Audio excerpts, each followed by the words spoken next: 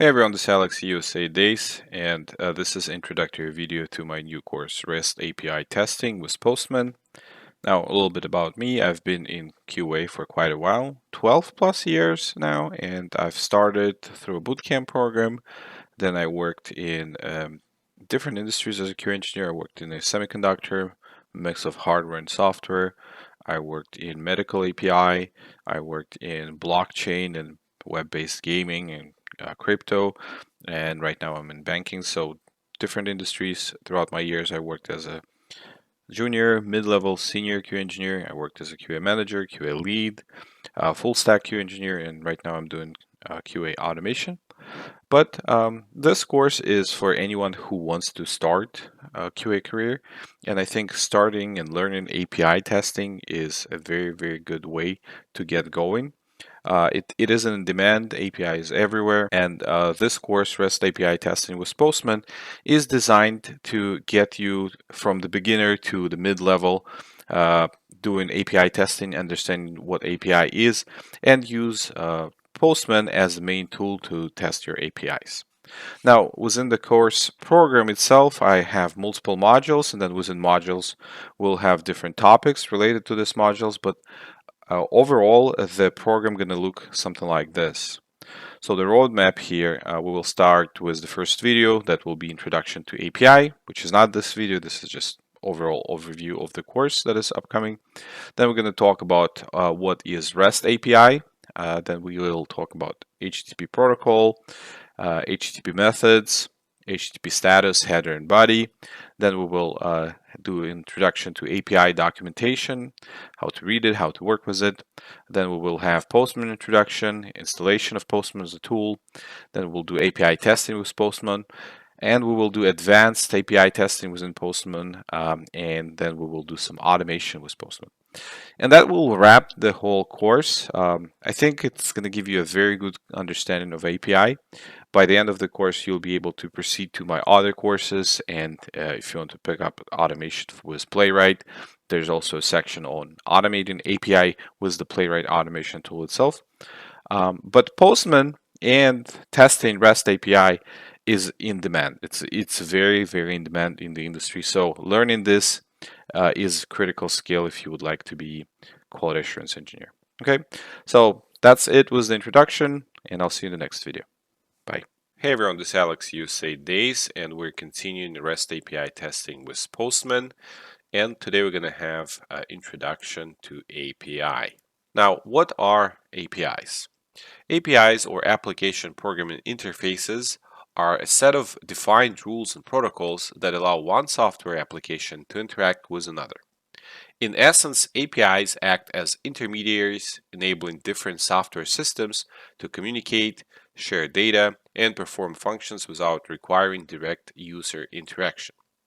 Let's imagine I am from United States and you are from Canada. And we can communicate effectively because we both understand and follow the rules of the English language. API serves as a similar function in tech world. APIs provide a set of agreed upon rules or protocols that allow two completely different software systems to communicate and understand each other. These systems might be built using different technologies, run on different platforms, or serve entirely different purposes.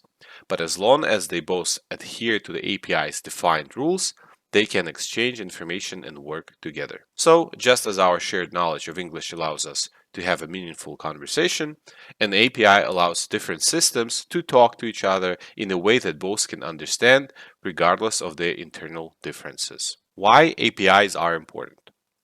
APIs are crucial in modern software development for several reasons. Integration of services. API allow different software systems, often developed by different teams or companies, to work together. This integration enables complex functionalities and creates more robust and versatile applications. Reduction in development time. By using APIs, developers can leverage existing services and functionalities rather than building everything from scratch. This reuse of components accelerates development and reduces costs.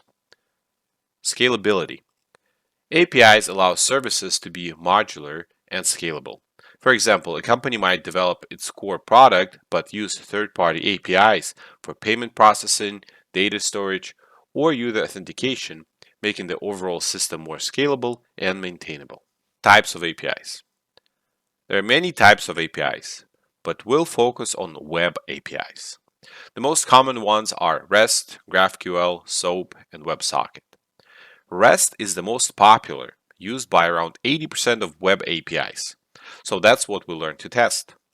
In a typical web API, you have a client, which could be your phone, computer, application, or even your web browser, API in the middle, and the server on the other side. So the web API interaction on a high level looks something like this. You have a client, it sends an API request, the request goes to the server processes the request and then sends the API response back to your client, and your client processes it, and then you have some information displayed on your application. So let's have a quick example of API interaction in real life. So this is developer.mozilla.org. I'm going to provide the link for this web page in the materials. And if you right click on the web page, this particular one talks about JSON. We're going to get into JSON later on, but if you right click here, you will see there's an inspect. So if I'll go and inspect the browser being on this web page, I will see dev tools being opened. So this is all dev tools. Now if I go here in the network tab right on top and I have fetch XHR selected, if I'll do page reload right now, I'm going to just reload the page, I will see communication happening, right? So for example, one of the communications right here called who am I? So this is an API call that is being sent by the client, so by the browser, to the server. Now this API call is being sent and then there's a response coming back that tells me, well, I'm not logged in, there's no username, so I'm just a guess. But it did read my location, United States, and it responded with my location.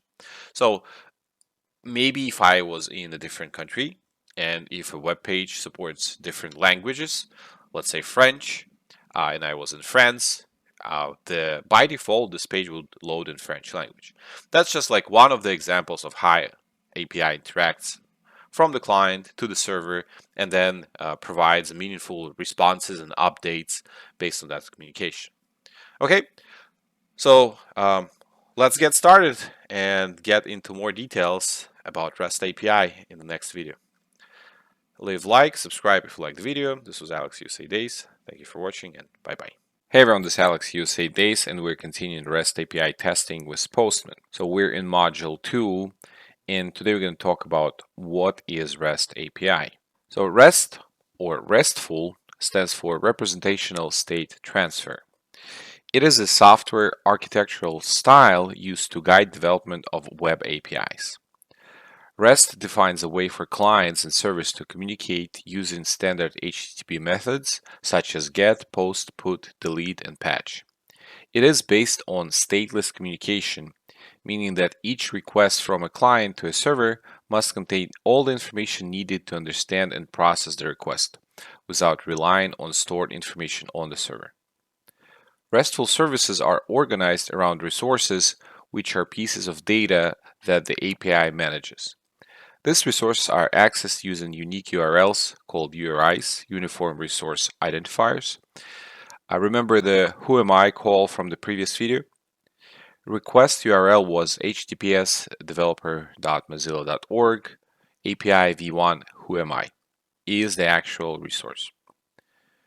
RESTful API have a URL like who am I to manage or access data. Clients can interact with these resources by sending HTTP requests using methods like GET to retrieve data, POST to create new data, PUT to update data, and DELETE to remove data.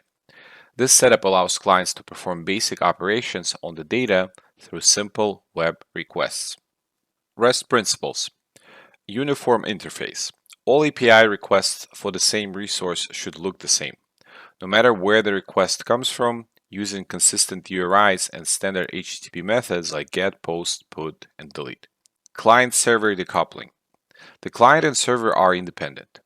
The client only needs to know the resource's URI, while the server handles data processing. They don't interfere with each other's functions. Statelessness. Each request from the client must contain all the information needed for processing.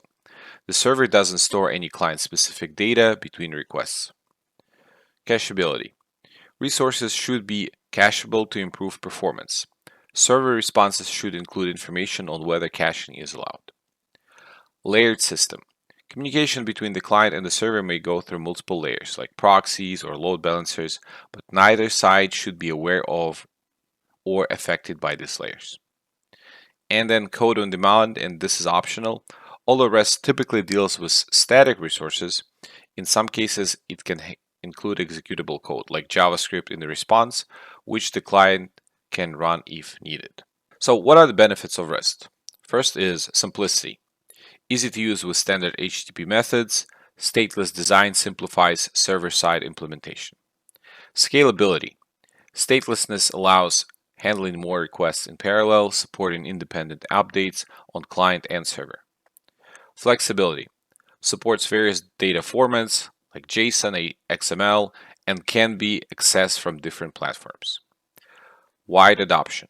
A widely supported standard, compatible with modern web technologies and accessible by any HTTP client. Interoperability. Works seamlessly across systems using HTTP, enabling interaction without custom connectors. And maintainability.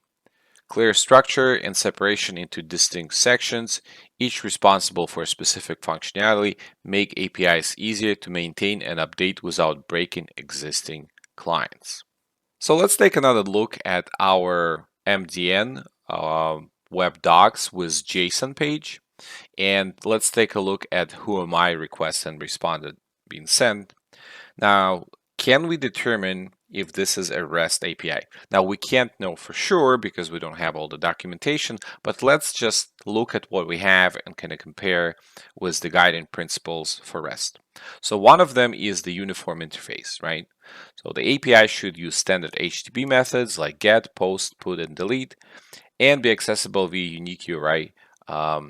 So in our case, we are using get, and this is the unique URI that is being provided where the client can reach to get the response from. So that looks good.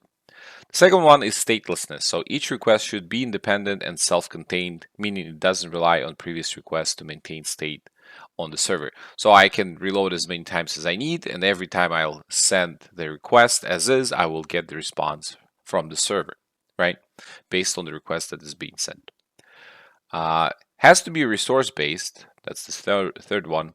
The API should focus on resources, which in this case would be represented by the endpoint. So the endpoint on this API to get this particular response is the who am I. This is the at the end of the URI you have the endpoint, right? Who am I represents the endpoint.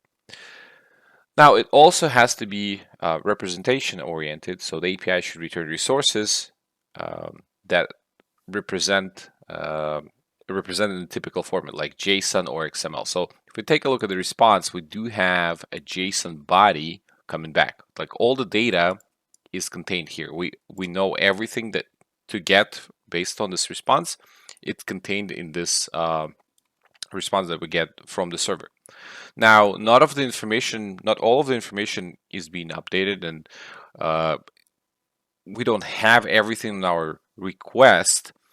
We don't have a user, we're not logged in, but we still send all the information. All the information comes back from the response, and what is available is updated here. So we know that the country is United States, and we have the country ISO, even though all other values are set to null because there's no data for them, right? And then it has to be layered system. So the client should not assume that it's directly connected to the server, allowing for intermediate layer. So I can mimic a response. I can have proxy in between. We can use Postman, and we will be working with Postman. You can see that when you use REST, you can send requests and responses. You can have mocks, and the REST communication is still going to happen, right? The server, the client might not even know the proxies in between them. As long as all the rules are there and everything is formatted as expected and received back as expected, you will see the responses being properly handled, right? Even though there might be some things in between the server and the client. So that is pretty convincing that it is REST. And as we go and practice it, you'll see more and more how to test it, how to send requests, get the responses, and how to verify everything by data type coming back or line by line, but actual content of the response. Okay, so this was Alex USA Days. Hopefully this was helpful. Thank you very much, and bye bye. Hey everyone, this is Alex USA Days, and we're continuing REST API testing with Postman. We are in Module 3 right now, and we're going to understand the HTTP protocol today. So what is HTTP? HTTP stands for Hypertext Transfer Protocol, and it is the foundation of any data exchange on the web. It is a protocol that allows communication between a client and a server. HTTP operates as a request-response protocol in the client-server computing model. First, you have a client request. When you type a URL into your browser, click a link, the browser sends an HTTP request to the server. The request consists of several components, including a method, header, and sometimes a body, depending on the type of the request. Then the server processes the request and sends back HTTP response. The response includes the requested resource, like a web page, status code, headers, and possibly a body. Then there is HTTPS, which stands for Hypertext Transfer Protocol Secure, and HTTPS is the secure version of HTTP. It uses special encryption like SSL TLS to secure the data exchange between the client and the server. Most of the pages nowadays use HTTPS. HTTP versus REST API. What is the difference? Well, HTTP and API are not the same thing, although they are often used together in web development. HTTP is the protocol that defines how data is transmitted over the internet. API is an interface that allows different software systems to interact and exchange data. You can say that REST API is operating on top of HTTP. HTTPS provides the secure channel through which data is transmitted between a client and a server. It ensures that all the communication is encrypted and protected from being intercepted or tampered with by a third party. The REST API defines how different software systems should interact, specifying the rules, endpoints, and data formats for these interactions. When a REST API is used over HTTPS, it leverages the secure channel provided by HTTPS to transmit its requests and responses. So the updated version, we were looking at this slide earlier in the previous videos, but the updated version will look something like this, right? REST API uses HTTP to send and receive data in a structured way. And imagine HTTP is essentially like a mail carrier delivering messages between two parties, and the API as the message format that both parties agree on. The HTTP mail carrier ensures that the message gets delivered, while the API message format ensures that both the sender and receiver understand each other. Okay, and we're on MDN Web Docs with developer.mozilla.org. We're on the JSON page. So we go into the inspect again. We go into DevTools. We go into the network. And let's do a page refresh. Okay, and we see there's some things happening on the network here. So let me just clear out the search. And let's refresh it again.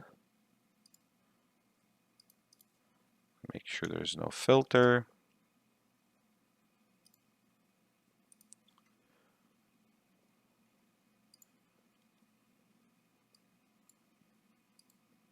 Okay, there was a filter for third-party requests. I had to click that off. So here is our who am I request that we were looking at previously, right? And here we see, okay, this is the request URL. That is where the request is being sent, right?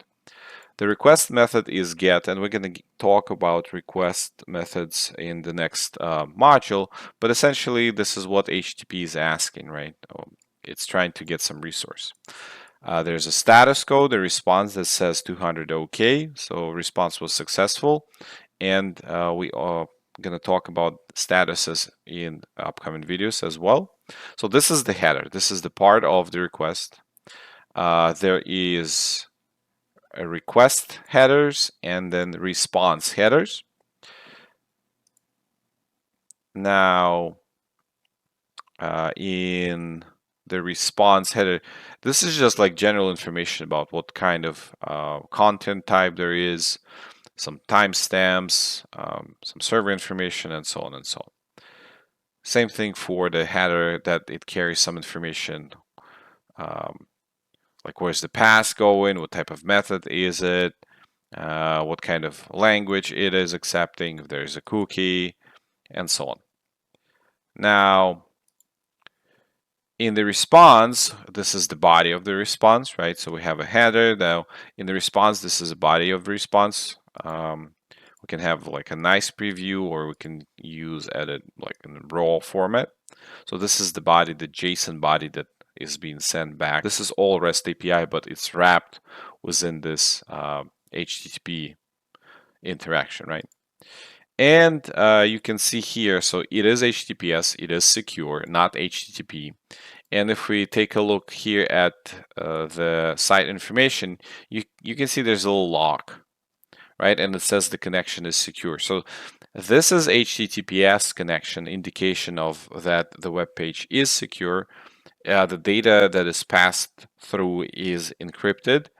And if someone from a third-party device, let's say you're sitting somewhere on the Wi-Fi and they have a sniffer, they capturing the Wi-Fi packets that go over the air, and they try to look inside what kind of information you're trying to send.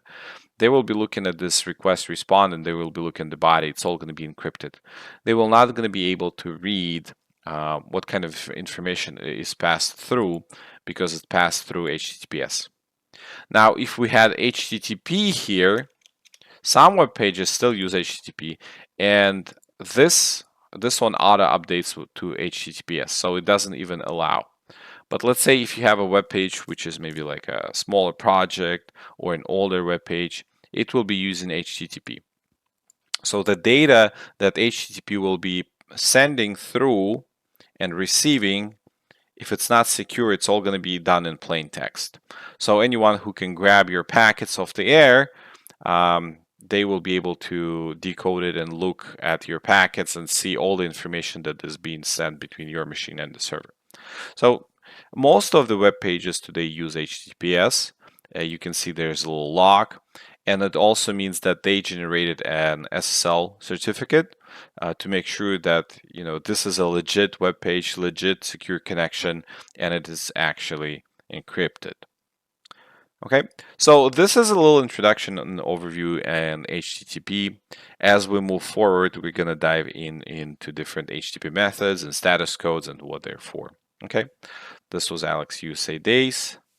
Thanks for watching, and bye-bye. Hey everyone, this is Alex USA Days, and we continue with REST API testing with Postman. And today we're going to talk about HTTP methods. We're in module 4. Now, what are HTTP methods? APIs use HTTP methods to perform operations on resources, which are typically represented by the URLs. These resources could be anything from users, orders, products, or any other entities that the API manages. HTTP methods are used to define the specific operations that can be performed on the resources exposed by the API. Each HTTP method corresponds to a particular type of action. So here are the most common HTTP methods. The first one is GET, and a GET will retrieve information from the server. It is used to fetch a resource or a list of resources from the server. An example here would be we're trying to get API users 2, and it would retrieve the users with the ID 2. It returns data in the response body, typically in formats like JSON or XML. The GET method should not modify any server data. Next method is post. Post will send data to the server to create new resource. Used to create a new resource on the server. Example would be post, then we have the URL for the users, and that would create a new user on the server. Typically, it will also return data in the response body of a newly created resource in JSON or XML format. The server usually responds with a success status 201 and body of created resource. The next one is put. Put will update an existing resource or create if it doesn't exist. It's used to update resource entirely, replacing it with the new one provided in the request body. An example of put would be sending actual put to the same endpoint, so users 2/2, and it would update user 2 on the server. If the resource does not exist, some APIs might create it with put method. The next one is patch. Patch will apply partial modification to a resource.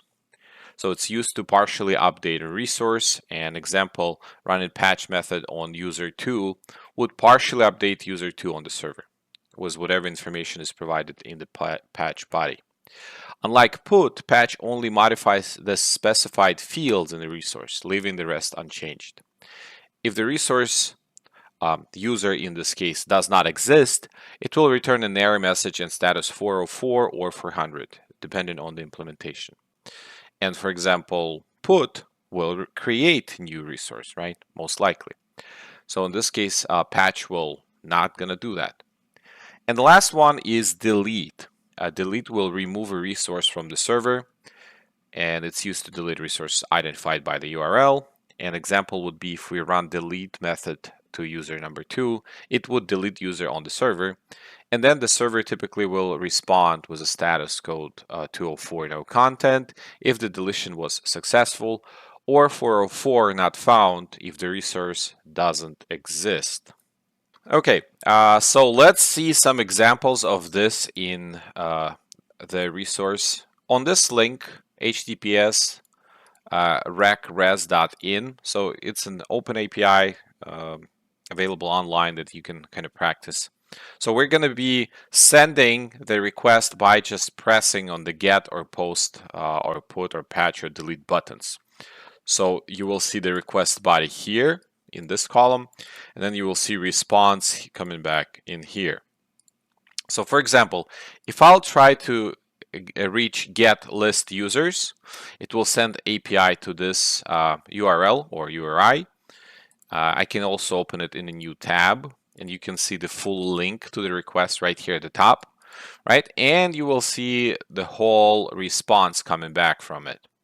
So I send get method to users page 2, right? And got the response 200, meaning a successful response. So it's page 2. Per page we have 6 users.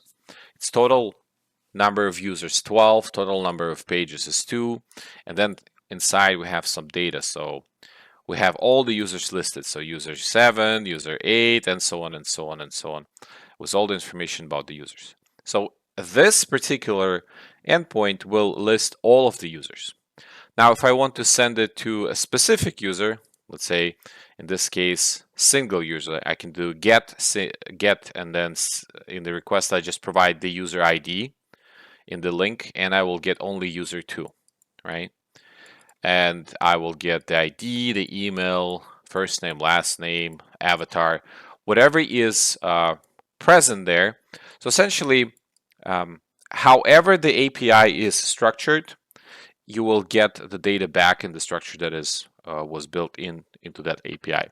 So if I'll click on the request link here, open it in new window. So let's say instead of user 2, I will say I want to get user 7. Run it, and now you see and now you see I get users with ID 7 and all information about that particular user, right? So the next one is post. So post will create a user again, we provide just a link where to send this request and the body. So we're trying to create a user named Morpheus, and the job of the user is leader. I click on the post method. It will create the user, will give me 201 response. So saying that the user was successfully created and the information about the user that was created. So the body comes back. It says that, okay, user was named Morpheus, is created, its job is leader, and it assigned ID to that user and gave it a timestamp when it was created, right? The next one would be update. So I can update, again, send in a request to user2. Now I updated Morpheus, and instead of job leader, there's another job provided here. And it will still take the whole body and update the whole thing with your content that you're sending out using put method. It comes back as updated resource with a new job for that particular ID, right? Then if I want to patch it, I can send only information that I want to patch. It looks identical here with put and patch because it's a small example, but I could patch just one line and it will update one line. Unlike put, where you send like the whole body and updates everything in the resource. And the last one, if I want to delete resource, I'll send a method delete. And actually, let me see in the networking tab. If I click, does it actually send it? Oh, yes, it does. So I clicked on delete, and you can see in the networking tab there was a request send to users to delete, and it's returned 204 no content. So essentially, when I send a request out to delete a user, it's returning 204 saying, this user no longer exists, and we essentially deleted user number 2. Okay, so these are the main methods for HTTP. And in the next video, we're going to talk about status codes and what kind of status codes exist there. We'll have some examples visible. And we slowly getting into the place where we'll be comfortable to actually send our own request and then start testing the API to make sure that it provides correct responses. Okay, so this was Alex USA Days. Thanks for watching and bye-bye. Hey everyone, this is Alex USA Days. Then we're continuing REST API testing with Postman. Today we're going to look at HTTP status, header, body, and overall going to take a look at our request and response for the API somewhere in the browser. In the DevTools, we go to networking and see the whole thing happening. Okay, so HTTP status. HTTP response status codes indicate whether a specific HTTP request has been successfully completed or not. We will take a look at all different HTTP statuses in developer.mozilla.org, but generally speaking, you're going to only be using a few of them, right? So for example, within the 100s, you have informational status codes, and you're not going to see those a lot. There is a status code response 100, that means continue, and that means the server has received the request headers, and the client should proceed and send the request body, so the whole other remaining part of the request, right? Then there are like 200 codes, and 200 means some sort of success. For example, if you're doing a GET request, you will get back 200 OK, meaning that the request was successful and you're getting data back based on that request. So the server is giving you a response. But if you're doing a POST request and you actually add a new user or a new resource, you will get 201 back. And that means something was created, the resource was created, right? So the request was successful and a new resource has been added. Now there are 300 codes, for example, redirection. 301 means something was moved permanently. So the requested resource has been permanently moved to a new URL. 302 means it was found, but the requested resource has been temporarily moved to a different URL.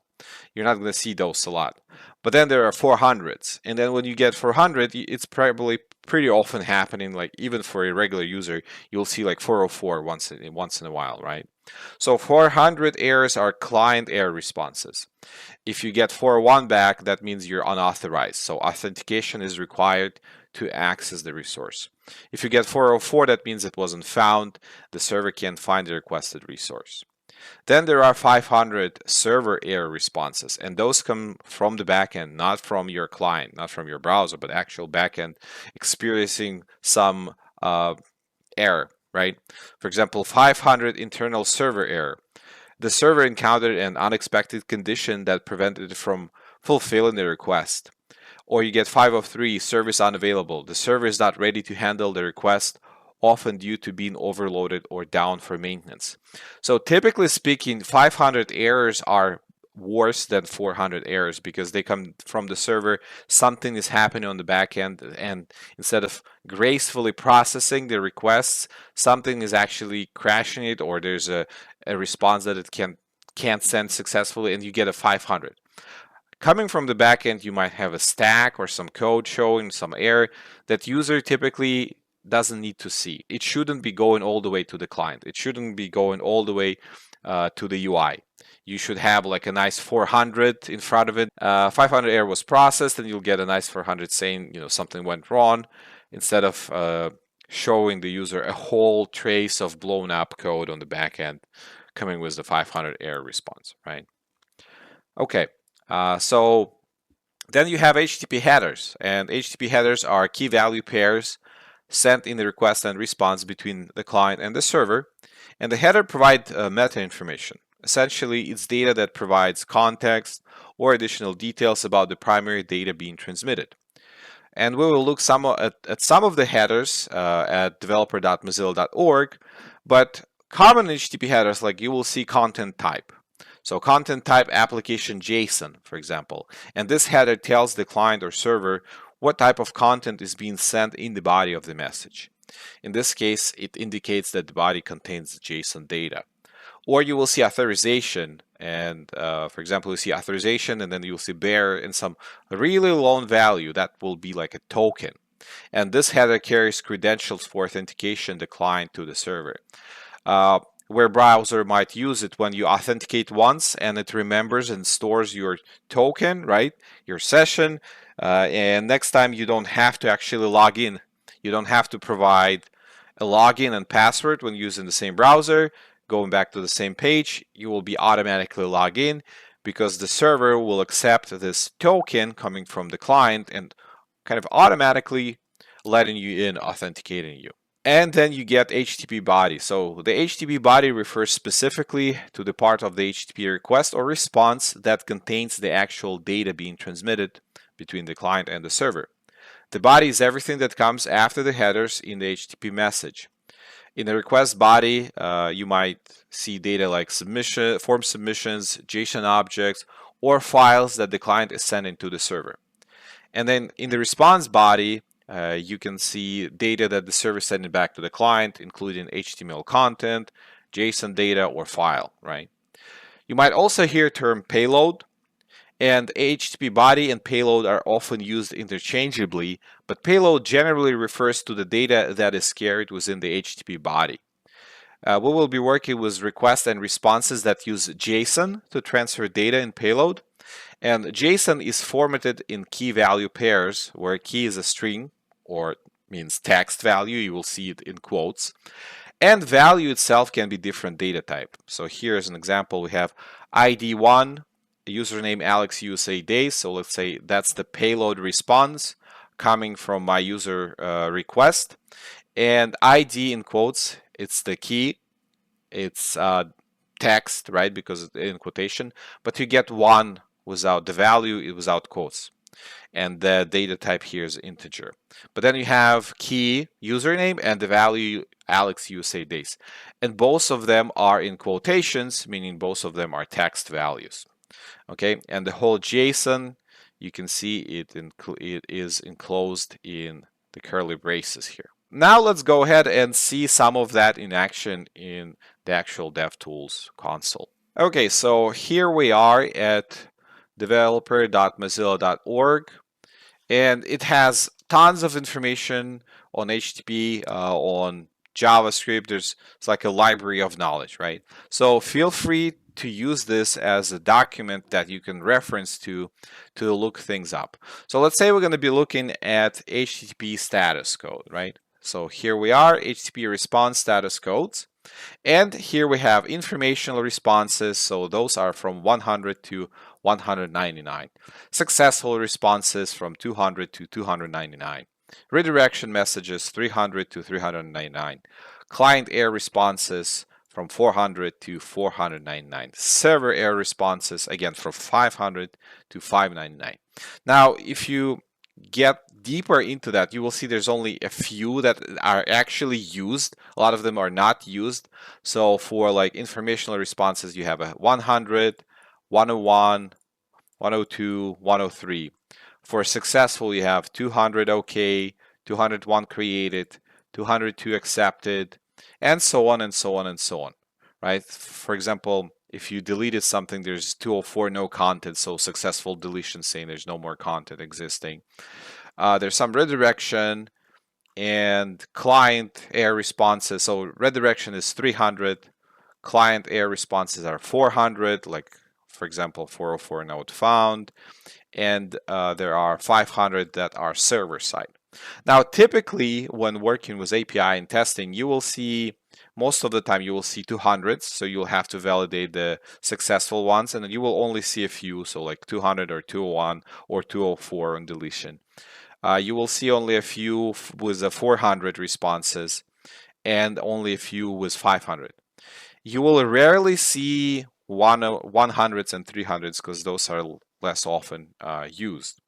Okay, so that is in the responses. Let's take a look at the headers, right? HTTP headers. And now in the headers, so we talked about the request headers, response headers. So there's like authentication header, and we talk about authorization, right? Authorization contains the credentials to authenticate to a user agent with a server.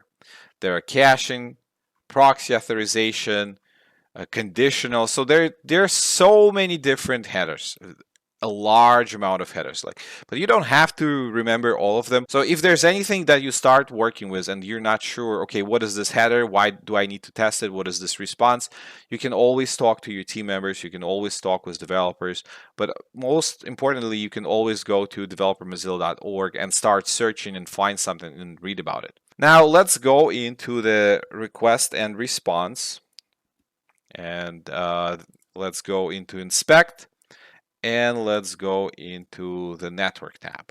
Okay, so I want to see the whole thing in action. For example, if I'll click on a certain request here, this request will get sent out.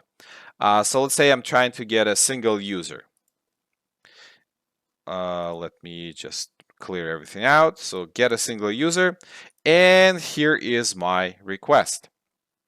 You can see there's an API call going to this endpoint, HTTPS, recres.in API users 2, right? And it is a get request, so this is a method. You get response, status code 200, okay. So that means it was successfully processed. You have IP address, you have reference policy, so not really something that you're probably going to be looking into unless specifically testing for that. But yeah, you will verify the method, you will verify the link, you will verify the response, that the proper response is coming back. And then we have response headers here, and it gives all sort of different information in the response header. You might look into some of it if it is needed by your testing, but it's not going to be very often. And then you have a request header.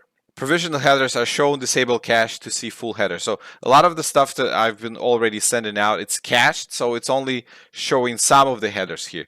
But we can still see, for example, content type header, and we know it's application JSON. So in JSON format, we will get the response back.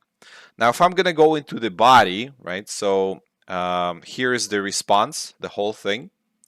And if I'll go into the preview, I will see it a little bit more organized. This whole thing is a payload, a JSON response, and there are like data here and support, and within data I have a bunch of key value pairs. Like ID is 2, email is this email for the user, first name is Janet, last name is Weaver, the avatar image. So when you will be testing API, that's exactly what you will be doing. You will be sending a request using a tool. to a specific URL, API URL that is expecting certain information, and then you will get back a status code and a payload that you will be going into and verifying on all the values that are coming back into that payload, making sure that the correct user comes back, that there's actual response, status code is correct. Maybe you will be looking at some of the headers, that the headers what you expect them to be, and so on. So this was a GET request, right? Now let's say post, right? If I'll click on this post request, we will see the post request happening. So here we get the response in the UI, but we also can take a look at the post request right here. Again, in the body, in the console, DevTools and Networking tab. Again, we have headers. They go into this particular URL. It's post method. We got 201 back, meaning that it was successfully created. We have some response headers. We have some request headers here. You can see in the request headers they're mentioning like post here, the path. Again, we have content type application JSON. Now it even has a cookie here, the origin of the request, and so on and so on. User agent, kind of browser supported here. And in the payload, I can see the response. So I created, in the payload, I can see the request payload. So this is what I'm sending with my post. I'm telling the backend to create a user with name Morpheus and with job leader. And then I can get a preview of the response. So there's a response and the preview of the response. And within the response, I get a JSON payload coming back, or response body, saying that, okay, name Morpheus is created, job leader is created. It was, the ID was assigned to that user, 354, and it was created at a certain date and time, right? What if I'll try to reach a link that does not exist, right? So let's say we're gonna add something does not exist. I'm just typing out URL that is not there, does not exist. Okay, here's a 404. Resource no content, unknown. Can we have all? Here we have all, in all is like a default response, does not exist. So this URL is really not there. I just typed it out, I made it up, and when I tried to reach for it, I got a 404 error. So I used get method to reach to this URL. This is the URL I came up with. It doesn't exist on the server. And as a response, I got 404 not found. I guess this is a default response preview if you hit like 404. There's response in actual HTML. So this is your whole HTML document. So it's not like a payload was in the JSON now. It just gives you the whole page 404 here, showing the top header with information and then actual small 404 at the bottom. Go to the Google and clear it out and say contact underscore us, for example. Run it. Yep. Was not found. 404, that's an error. The request of the URL contact us was not found on this server. That's all we know. And here's an actual 404 was the preview that they're sending out and not found. So when you will be testing API and working Postman, you will be working against API documentation that will show you what links are available to reach, what kind of data type you will get in response, what kind of payload you can send, and what you can expect from your payload as a response. So you will be verifying multiple things. You will be verifying that links are there, the URLs are there. You can actually send API requests. You'll get responses. Those responses will contain certain data, and that certain data is valid and the status code are correct, and so on and so on. So this is, in essence, what we will be doing going forward. Okay, this was Alex USA Days. Hopefully this was helpful. Thanks for watching, and bye-bye. Hey everyone, this is Alex USA Days, and we're continuing with REST API testing with Postman. And today we're going to talk about API documentation. So a lot of your testing is going to be based on the API documentation. In some companies that may be like startups, you might not have a complete or full API documentation in place, but typically before API can be used or can be shared with customers, you want to have good comprehensive API documentation that you can test against, and you want to make sure that API is working as it is described in the documentation. Otherwise, sharing API with someone without having a comprehensive documentation will cause a lot of problems because people will not going to know how to use it, what kind of responses to expect, what values are required, and what are not. All right, so it is module 6. Let's get into it.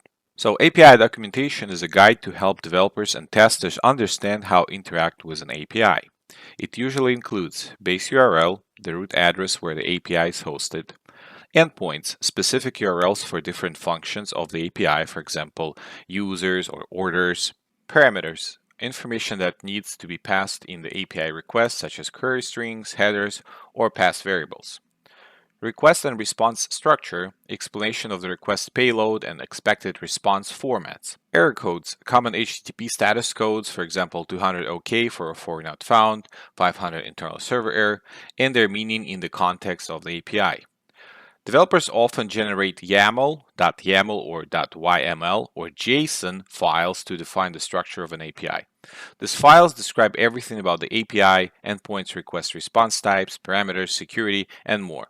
Tools like Swagger and Reddoc can then generate interactive documentation from these files. Here's an example with the Swagger. We will see some endpoints here, and here's an example with API doc. So we're going to take a look at both of those. We're going to take a look at the pet store documentation for the API, and we're going to take a look at RESTful Booker documentation for the API. One thing that you might find while you do an API testing is curl.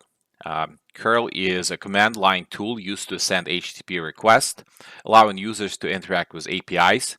The format of a curl request generally looks like this. So there's a command opening that says curl, then you have -x, which specifies the HTTP method being used here, so get, post, put, or delete. Then you have URL and H that adds headers, for example, content type or authorization.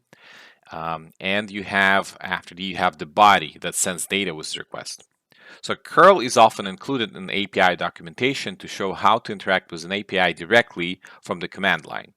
Many API docs provide curl examples to help developers quickly test endpoints without needing an application. If you're working against the UI, let's say your developers are working on some web page and you will see API interactions going in and out in the network tab in DevTools, you can right click that and you can actually copy the API as curl, and then you can grab it and paste it in your tool. For example, you can import in Postman, and then you can actually have from that curl copy, you can have an API tool like Postman sending the same request out. We will be covering all that as we go forward. Okay, so when you will start working with testing API at your company, there will be API documentation, right? So let's take a look at some of the examples that are available online, like open APIs that are available. So one is petstore.swagger.io, and you can see the link is actually in the file for the module. Now here, for example, we can get pets using this API. You can see that there are post requests, put requests, get requests, delete requests, and so on. So let's grab, let's say, the very first one. So upload an image, that's the description of this request, post method. The link will be the URL for the endpoint. So pet ID, that has to be provided, and upload image. So if we open it up, now we can see that, okay, so here's the required field, pet ID. You need to provide that. You can also provide additional metadata to pass to the server, and you need to provide a file to upload for the image. And if the request is successful, you will see a respond with a status code, with a code. So the status code will be 200, and you will see code 0, type string, and message coming as a response. There will be a response body. Let's see, there's another post for creating a path itself, right? So here you have a body that you need to provide when create a path. And you can also see if you look at the model. So right now the body is marked as required to do post request like a whole body. But if you go from an example value into the model, you will see also fields that are required when you creating a request. Like you can create a request without other bodies, but you must provide those that are required. So you will have to provide name, and you will have to provide photo URL if you're creating a new pet.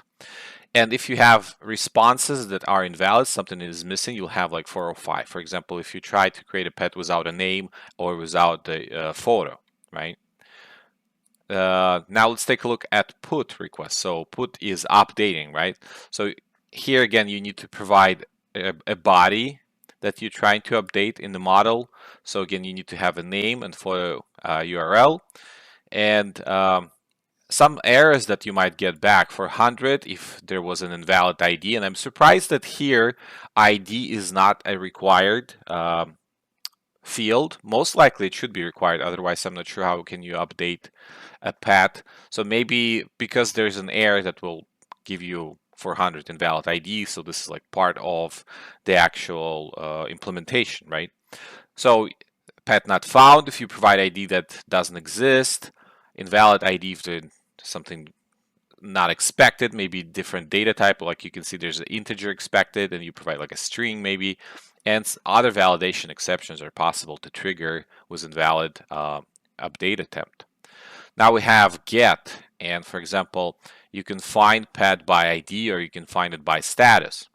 You can see there's also a crossed out find by tag, so probably this is not implemented yet, right? Now let's find by ID. So all you really need is to send the ID of the pet using the endpoint, and then you'll get back the path. So if request is successful, you get a 200 code and the response body. You can also see there's some required fields that should be coming back. So you can get a request, you can get a response back without any of those fields, but name and photo URL has to be provided. Now, again, I think there's a little bit of an issue with this API documentation because ID is not marked as required. You see there's a little asterisk here that means it's required, but ID is not. So I would say, so when you will be testing API, you will be encountering things like that. Those things will worth a discussion, right? Then most likely this ID will be the one that you provided in the request, but I don't see how it might be an optional field. Okay, so then you have a 400 if there was an invalid ID provided, or 404 if you provide ID of a pet that does not exist. And then we have a delete here. For example, you can provide a pet ID, and you will actually going to have a header with API key and the pet ID, and then you will have a response 404 pet not found, and 400 if invalid ID is supplied. Now, I don't believe this is, maybe they will have a 404 pet not found when you delete it as well, but typically I think this request would is missing an acknowledging like 204 or something, where pet is actually deleted and operation went through like okay, right? So like 204 status code would indicate no content, right? So if you send a delete request and there was something present and then you deleted it, typically you'll get back like 204 no content. So as a confirmation that it was actually deleted. And then there's some other endpoints like store and users. There are models for the API. Like we can see a model of the pet, of the response body, and what you can get back. So you have multiple categories here. So like you have ID, which is integer, so you can verify data types. Another ID here was in the category and the name for that category. You have the name of the pet, with the example being doggy. URL for the photo. Now you have photo URL here was in the string. You have tags, ID name. So you can kind of expand. This is sort of a look of the schema of that particular response, right? Where you have data types and the structure, what to expect when path is coming back. All right, so that is Swagger, and Swagger is a pretty popular tool. something that you will deal most likely when you work in the API. But there are other tools, there are other solutions available. But once you work with one a little bit, you will understand others as well. Once you have like a general understanding what to expect from API documentation. Here is another one called RESTful Booker. So it's an API documentation for the Playground API. So you can also play with this one. You can see there's authorization token to use this API, and here how you can get the token. There, it's a post request going to this URL, and there's also an example of a curl for that particular request. So you need to provide the link. You need to provide the header, and then you need to provide a body, and within the body you need to have username admin and password 123, and then it will give you back a response. So you will have a 200 response coming back with a token value. Then you can use that token to do other requests. Like this is like authorization for your API, right? Same thing, like if you try to log in into an email, in order to see what's inside the email, you need to provide username and password. Same idea is here with the API. You provide username and password, you get back token, then that token is used for all your other API requests, right? And this one format, you can see it's a little bit different, but you have a post here at the top, says what type of request in the link. There's an example with curl, pretty extensive. And then also explanation what can be in each field. So in the header, you have content type. In the body, you have username and password. And what data type is being sent here. So string means it's all text. And you have a response example here also. So what type of API documentation you will be using at your company will completely depend on the place where you work at. But typically, you want the API documentation to be comprehensive, and you want to make sure that your API documentation is matching what your API actually does. So the data types that you get in actual API responses are matched in the documentation. API doesn't work if you don't send the required values, you get proper error messages, and so on. So let's take a look at some of the things here in this API. So you can get a booking by ID, right? So if you provide, so it also says here optional, get booking IDs. Return the ID of all. Okay, so you're getting all of the IDs of the bookings here with this request. And as a response, you will get a booking ID of all the requests, of all the bookings being done already. Now, you can get a particular booking, but then you need to provide an ID. So if you want to know everything about booking one, you need to provide an ID in this request. Here's a curl example of the request going out, and some headers that you can see with it. The URL parameter is your ID that you're sending. The data type is string, and as a response, you'll have a code 200. You'll have a first name, last name, total price, deposit paid for this booking, and so on.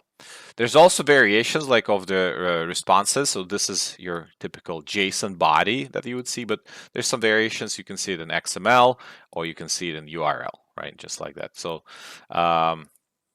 JSON, this is something you're going to be working most of the time. So JSON is just getting familiar with it is pretty good way to start, right? Now you have a create booking. You can post with all this information inside of your request. Again, this is curl showing you the example, but you can use this body in Postman, for example, or any other tool. Interesting thing here in booking, I will show you. Now you will see you can delete here booking, again by the ID, but the response that you get back is 200. 200 is not a typical response, and there is a success response 200, but then it says default HTTP 201, and it says 201 created for a delete request. So now this is an obvious bug, like if you know the requests, responses, the status codes that you typically get, so it should be 204. So there's a bug in documentation says success 200, and then in the response it says 201 created. It should be 204 here and 204 here. So when you will be doing API testing, you can also look out for things like that. You know, the standards for the API implementation, understanding the status codes, which are status codes are typical to which methods, the responses that you get. Yeah, so it's not only testing API against the documentation, it's also testing documentation itself, making sure that it is, it has proper standards and for the implementation of the documentation, the API itself. Okay, so I think that's it. And going forward, we're going to install Postman, and we'll start getting into some of those APIs, doing the requests, and actually creating test cases for those. This was Alex USA Days. Thank you for watching, and bye-bye. Hey everyone, this is Alex USA Days, and we're continuing REST API testing with Postman. And today we're going to have Postman Introduction and Installation. So we're in Module 7, getting closer to actual hands-on testing. All right, so what is Postman? Postman is a versatile API platform used for building, testing, and automating API workflows, enabling collaboration between developers and testers. Using Postman, you can build APIs. So Postman provides tools to create APIs, generate documentation, and collaborate with team members on API development. With Postman, you can test APIs. Postman is excellent for sending requests to API endpoints, verifying responses, and automating the testing process using collections and environments. Debugging, it helps in visualizing and tracking API responses, headers, and status codes, which makes debugging easier. Postman is great for automation. Postman collections can be run in sequence with specific environments, making automated testing workflow possible even for CI/CD pipelines. So you can download Postman with this link. So postman.com downloads, and that's where we're going to go now, and we'll get the installation going, and we'll get some introduction going. Okay, so here we are. This is postman.com /downloads.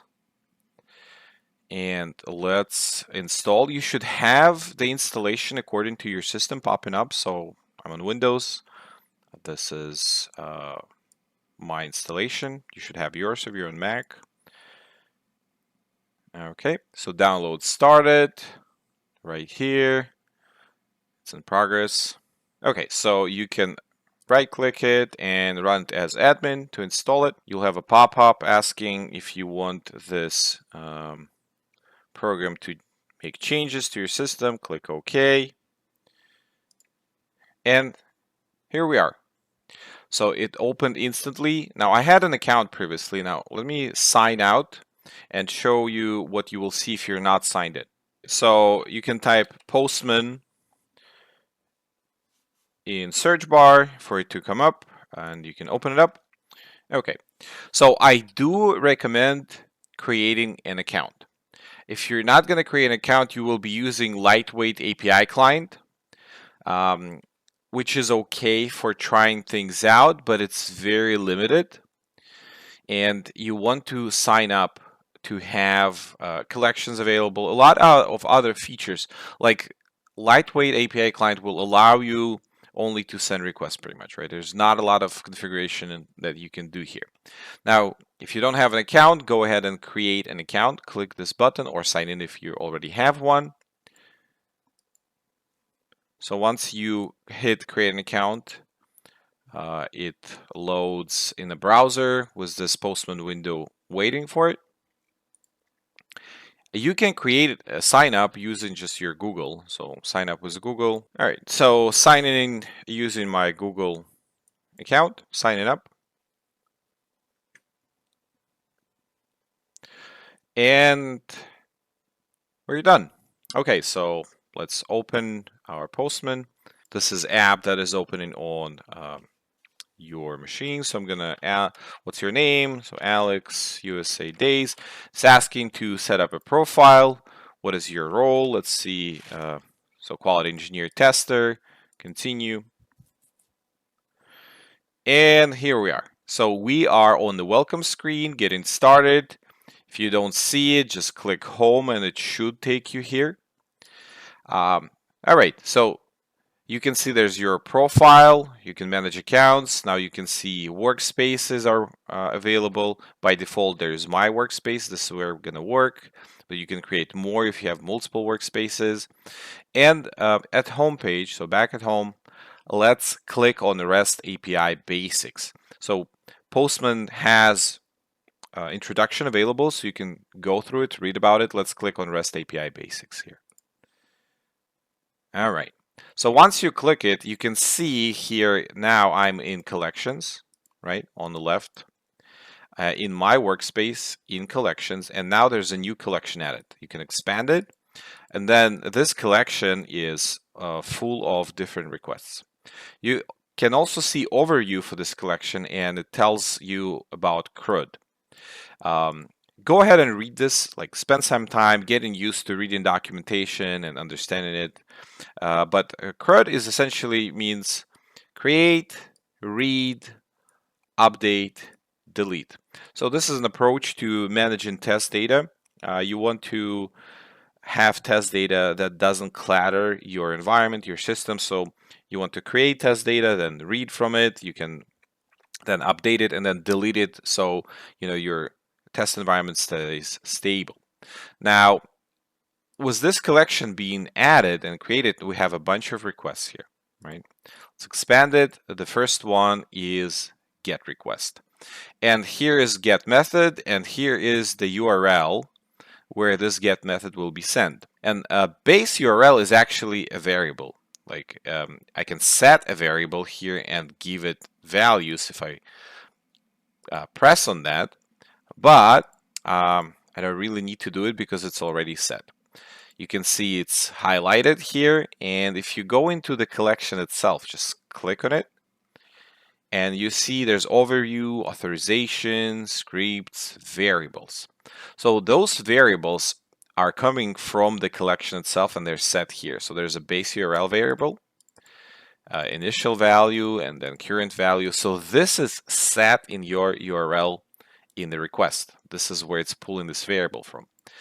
Now, when you do the full request, it will do the variable that is contained within and this info question mark ID equals 1.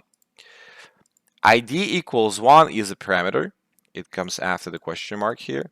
And you can see parameter is set in the request itself in the params. Like there's a key, ID, and there's a value 1. I can update it to, let's say, 2. Now it's number 2. And update it back to 1. So you see how parameter is changing. Authorization. Now, this tab is inherited from parent, and the parent now is actually this collection itself. And if I'll go here in authorization, it says no auth. So there's no authorization for this API. We're just kind of getting familiar with Postman. There's no need to have it. Okay, then we have headers. We don't see any headers. They're not being sent by us specifically, but there's some hidden headers. If I expand them, you'll see there's cache control, Postman token, user agent, all of that stuff, connection keep alive. Those headers are auto-added by Postman to make sure that your request goes well. You can just hide them. If you need any specific headers that your API requires, you can add them yourself here. So again, key value pairs, right? Then there's body. There's body is set to none because it's a GET request, so there's really no body to send. We're just doing a request to this particular link to ID1. And there is a script. So within the script, there is pre-request script. So this is being executed before the request is sent. And then there's a post request, post response. This is being executed after the script, after the request response comes back. And here in the script, we have PM test, so it starts a test. Within parentheses, we have the name of the test case. So status code is 200. Then we have a function that executes it. And within the function, we're saying Postman is looking into the response, and it wants the response to have status code 200, right? So this is parentheses, and those are, two of those are curly braces. So within the curly braces, two curly braces, you set a variable, and that variable is being pulled from the variables here in the collection, on the collection level. Now, within parentheses, we have a function here running, okay?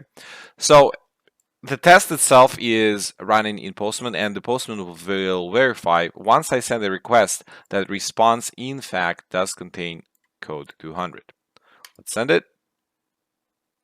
Okay, so request went to the URL that we provided, and the URL responded that we made a request. So this response here, this is response body, and it's formatted in JSON. We typically will be working with JSON where we test API. And you see that it's opening curly braces and closing, and within we have again key and value pair, right? And request is 200. You can save the response. You know, if it's a valid response, now look, it's being saved here. Then you can have it here as a comparison. So to make sure if something gets updated, this stays like a place where you can come back to it and compare against the response, the new response that you received, that everything looking good, right? Now, also a very good tool is console here at the bottom. If you click on the console, console will show you the request that you've sent, and it tells you the link where it went to without the actual variable, right? The whole link. It has network data here. It has request headers, has response headers, and it has response body. Same thing that we see here. It's a very good tool for debugging. If you will see, some issues, requests not coming through, you can look inside here and understand what's going on, why, what kind of errors came to be. And here is status code, how fast the response was. You can get like error logs and so on and so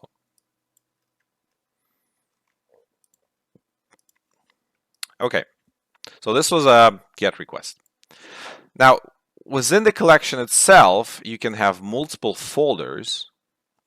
I can add a folder, and within folder, I can add new requests. But this example collection doesn't have additional folders, which you will typically see just has some of the requests that are running.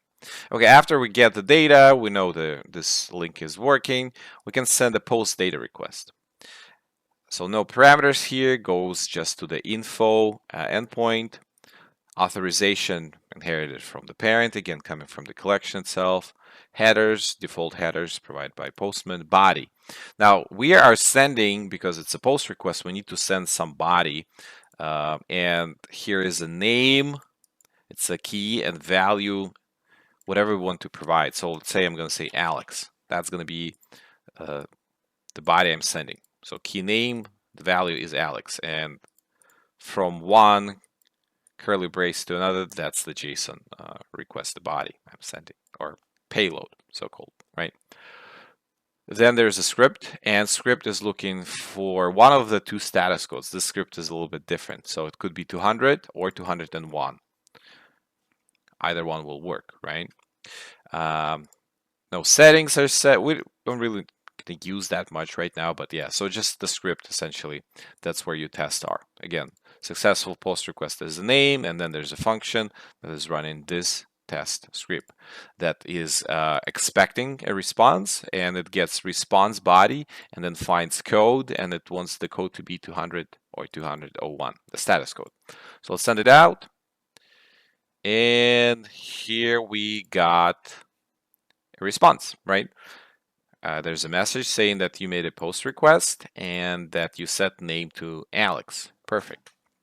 Again, this is in a post response script. We're not sending any prerequisite script. That's great. Now let's go ahead and update it. We're going to go and update the ID1 user, right? And we're going to say the name now should be something else. So we can send in the whole body here. So instead of Alex, put is actually doing an update, right? So I'll say Alex USA days and send again.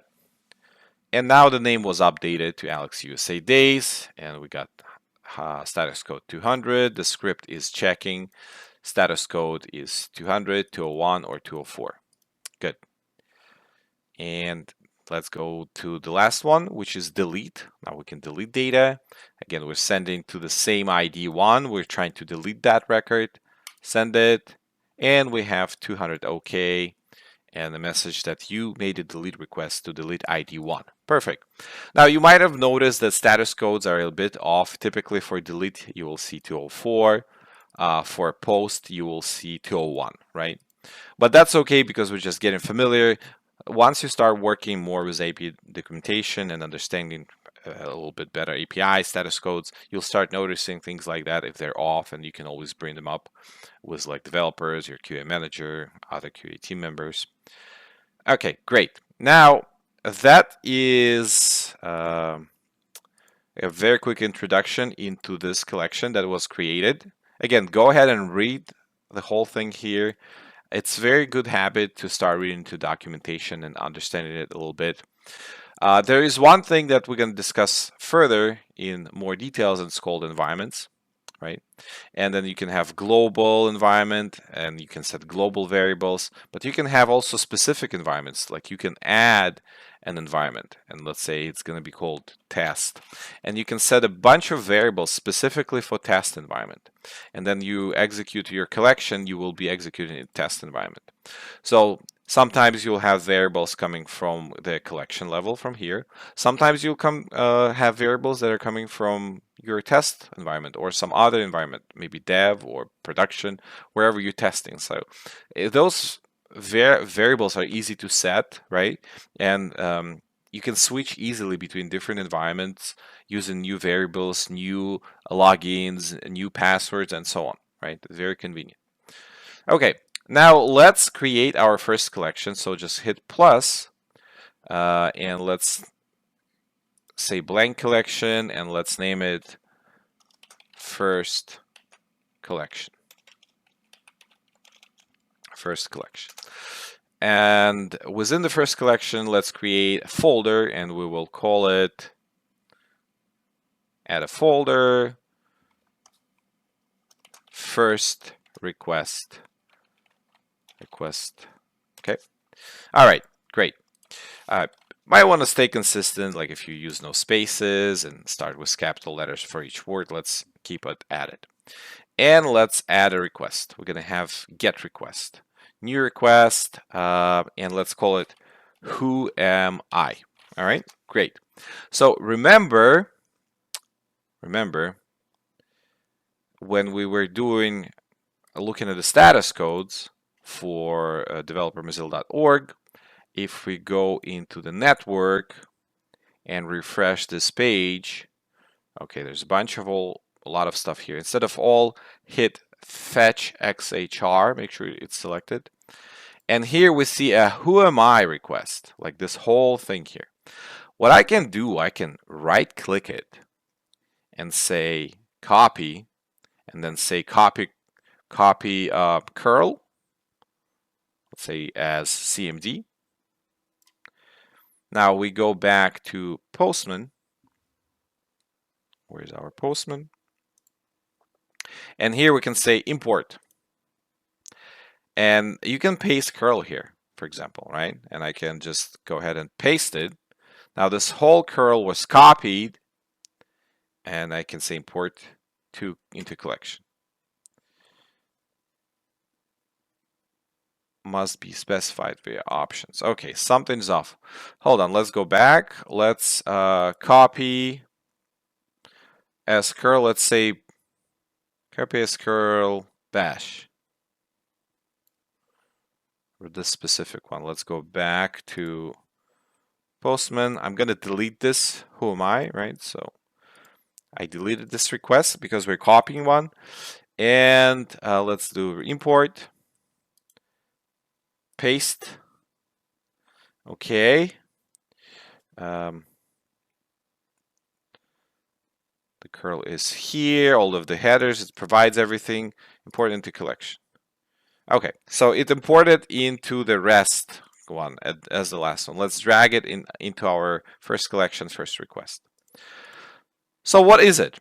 This request, and I'm just going to rename it to who am I. Remember, you when you're on this web page, you reload the page, it sends the request to the server, and the server response is saying where you're coming from, like United States. I think this is pretty much to set the language of your web page. Now I copied that request, get request. We can see it's a get request. Go into this link. I just copy it as curl and do copy it as a bash, right? Because CMD didn't work. So copy it as bash. Then go to Postman, import it, just paste it here, and it will provide the request for you. Here it is. Now it has all the headers, everything is copied, everything is set as was in curl. There's no body because it's a get request. Now if I'll send it out, look what's going to happen. Send it. And I'm getting back my location, United States. So essentially it sent exactly the same request as the web page is sent in here. I just copied it and it sent it in Postman. Exactly the same thing, and it says I'm from US, right? In scripts, you can add tests, right? Post response, and there's a bunch of snippets available. Here you can see different snippets, so you can start adding tests quickly. For example, we want to verify that the status code is 200. I just clicked on it, and it added the script to make sure the test is running. Now I'm going to rerun it, and you will see that test result is going to appear here. Send it one more time. And here's one test, status code is 200, that's the name, and it's verifying that it is in fact 200. I can call it bananas, right? Doesn't matter. I mean, it does to understand what the test is doing, but I'm just saying whatever you put here will be displayed here, right? The name of the test. And then now within the function itself is the code that you're running. Okay, so status code is 200. All right, so this is it. This is introduction to Postman. With installation, was looking through some of the collections. Play around with it a little bit. It's gonna take some time. It's not gonna come to you immediately, so don't worry if things are hard. You know, it's kind of hard to understand what is going on, but just spend some time with it. Get comfortable with it. You know, it takes a little bit of effort to actually start using it.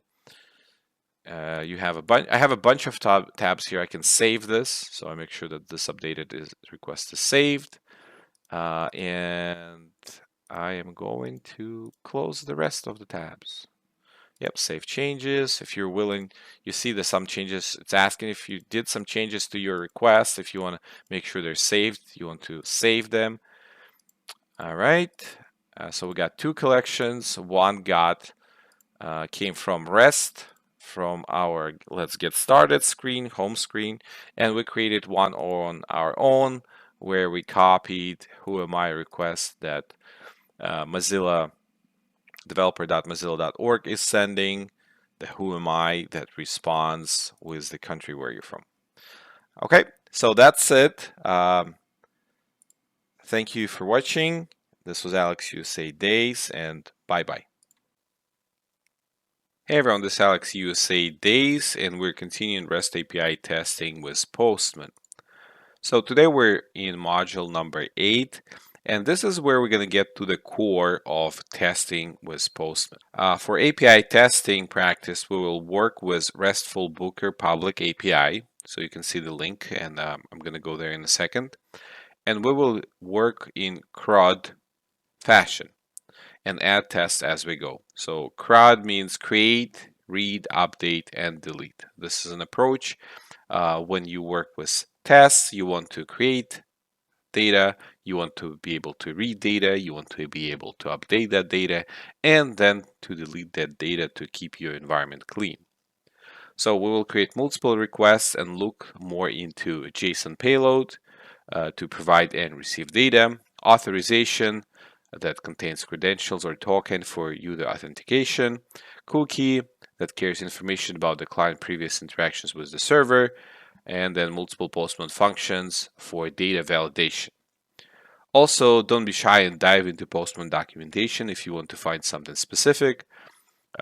It is very good. You have a convenient way to search through the Postman docs to find the things that you're looking for. Okay, so let's go ahead and navigate to RESTful Booker. So restful-booker.herokuapp.com/API doc. And also, if you want, keep learning.postman.com/docs/introduction/overview open as well. So here's the search. If you need to find something in Postman, then you want to figure it out, you don't know how to do, this is a very good resource to go to. Okay. All right, so we are at the RESTful Booker, and let's also open our Postman. So maybe I'll have it like this, where I can lay over from one place to another with a click. All right. So what we want to start with, we want to start with a new collection. So let's add one, and let's call it RESTful Booker. And here we are. So if we're following CRUD approach, first thing we need to create a booking. So let's go into the API docs, and here we have create booking. So there's a post request that we need to send to this link. Let's grab the link and let's add a request. So the method is post. Let's choose that, and let's paste the link to create a request. But when we post a request, we also need to provide a body. So we go to the body, and the body that we will be sending here, it is in curl. The body is contained here in parentheses. Let's copy that as well. So we're doing everything according to the documentation. And when you test an API at work, this is also what you should do. You should go through the document and follow along the document. And if you see discrepancy between the document and how API behaves, you want to open a bug, right? So the body is here and it's in a JSON format. So we're gonna, from the opening parentheses up to the last one that is closing, I'm gonna highlight it and copy it. And here we want to select raw, and we want to make sure that the JSON is selected. So we're sending a body in the JSON format, and then we can paste it here. Okay, so this is our create request. Let's rename it. So this will create booking. So we know what's happening here, right? And let's save it at the top. Okay, so this request is saved. We did not send it yet, right? I did not send it. So maybe let's give it some specifics so we know that actually it was created. So let's give a first name as Alex USA days, right? So when I hit the send button, this request is going to go to this link, and it will create this booking for this particular person with a first name Alex USA days. So we know that that's who we are. So let's send it out. And as you can see, once we send it, we got an actual booking ID coming back. So request was created. We got a 200 OK status code, and there's an ID created for that particular request. Some of the tests that you can typically do when you create a request and you post something, well, you need to verify the data that you're sending out was actually properly created, right? So if we go to scripts, we can go into the snippets. So there's some pre-made snippets available. So first thing that we can verify is the status code. Is it 200? Yes, it is 200. So let's grab that. Status code is 200. The PM test is where the test starts. Status code is 200 is the name of the test. And then there's a function, and inside that function you have an actual response verification of the status code, and it's saying 200. Now, if you're having some trouble with looking at the JavaScript in the Postman, feel free to follow my JavaScript for testers. I think it's going to give you enough foundation to be able to follow on easily. Okay, so we're going to verify the status code. What else can we verify? So maybe we can start looking in some data, right? So how can we start looking in the data? So first we need to capture the response, and we need to store the response in the variable. So this thing that comes back, we need to grab it. So I can say I need to create a variable, and I'm going to create it like a const response. And within the response, I need to do PM. So PM, that means this is something that Postman provides. So PM response dot JSON. So what that will do, it will grab the JSON from the response, this whole thing, and store it in the response variable. Okay? So we have this whole thing now available. Now, how can we look into, let's say, first name and verify that first name is actually Alex USA Days? So we have to dive into the response itself. So it starts here at the first parentheses. Then it goes into the booking. So right here, and then within the booking there is first name. So let's print it out first to make sure that we pull out the correct data. So console.log, let's do response, then dot. So we go into the booking,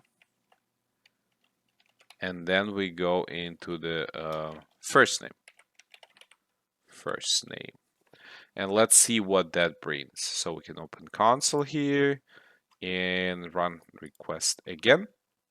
And now we get Alex USA Days. So the new booking ID was created. So we keep on creating new users for now. It doesn't matter as long as we can grab the actual value that we provided upon creation, a unique value, which would be our like unique first name. All right, so we can see that this is being printed out. So this value is actually returned. We're grabbing it. We're showing using the console that the value is there. So now we want to do some validation. So we can say pm.test, and we need to create a test name for that. So let's verify first name is Alex USA Days, right? So kind of know what's going on here. Then we want to have a function here, function, and parentheses, and within parentheses we want to provide the actual assertion, right? How do we do that? We can use expect. So pm dot expect, okay? And then we say response dot booking dot first name. So this whole thing, right? So just copy this whole thing. And we can either provide a string, so a text that we want to verify, or we can store the text that we want to verify in the variable and then verify that variable. So let's say let me create a variable, and I will call it const first name equals, and I'm gonna store the Alex USA Days inside that variable, this value right here. Now I can say response.booking.firstname dot to dot, and here we have equal. And with an equal, I want to provide what I want it to be equal to. So I can have it as a text value like this, right? But since we already stored it within a variable, I'm just going to say to equal first name. Let's remove the console output here. So now we have two tests. One is verifying the status code. The other is verifying that value, the first name that we provide during the creation, that in fact we're getting the first name back that is we're providing during the creation of the booking. So let's send it out. Here are our tests. So there's only one been so far. Let's send it one more time. And we have the second test ready. So verify first name is Alex USA Days. So if I store something else, let's say this will be Bob Smith. If I'll send it out now I have a problem. Verify first name is Alex USA Days. So that's the name of the test right here. And then the assertion error is coming expected Alex USA Days to be equal to Bob Smith. So this is the value that was received. This is the value that we expected, the one that we provided here. Okay, so let's go back to Alex USA Days and let's send it out. All right, perfect. So we created a booking. This again, follow the CRUD, CRUD, right? So created a booking. Now, after creating it, we need to read it. How do we read it? Well, if we look at the response, we're not going to send it more. We just created it. The booking ID is 2170. And if we go back to the documentation, there is a get booking, and get booking expects a particular ID. And here's an example with curl. So at the very end of your URL, you want to provide an ID right here. So I can just copy the link. Let's go back. Let's create.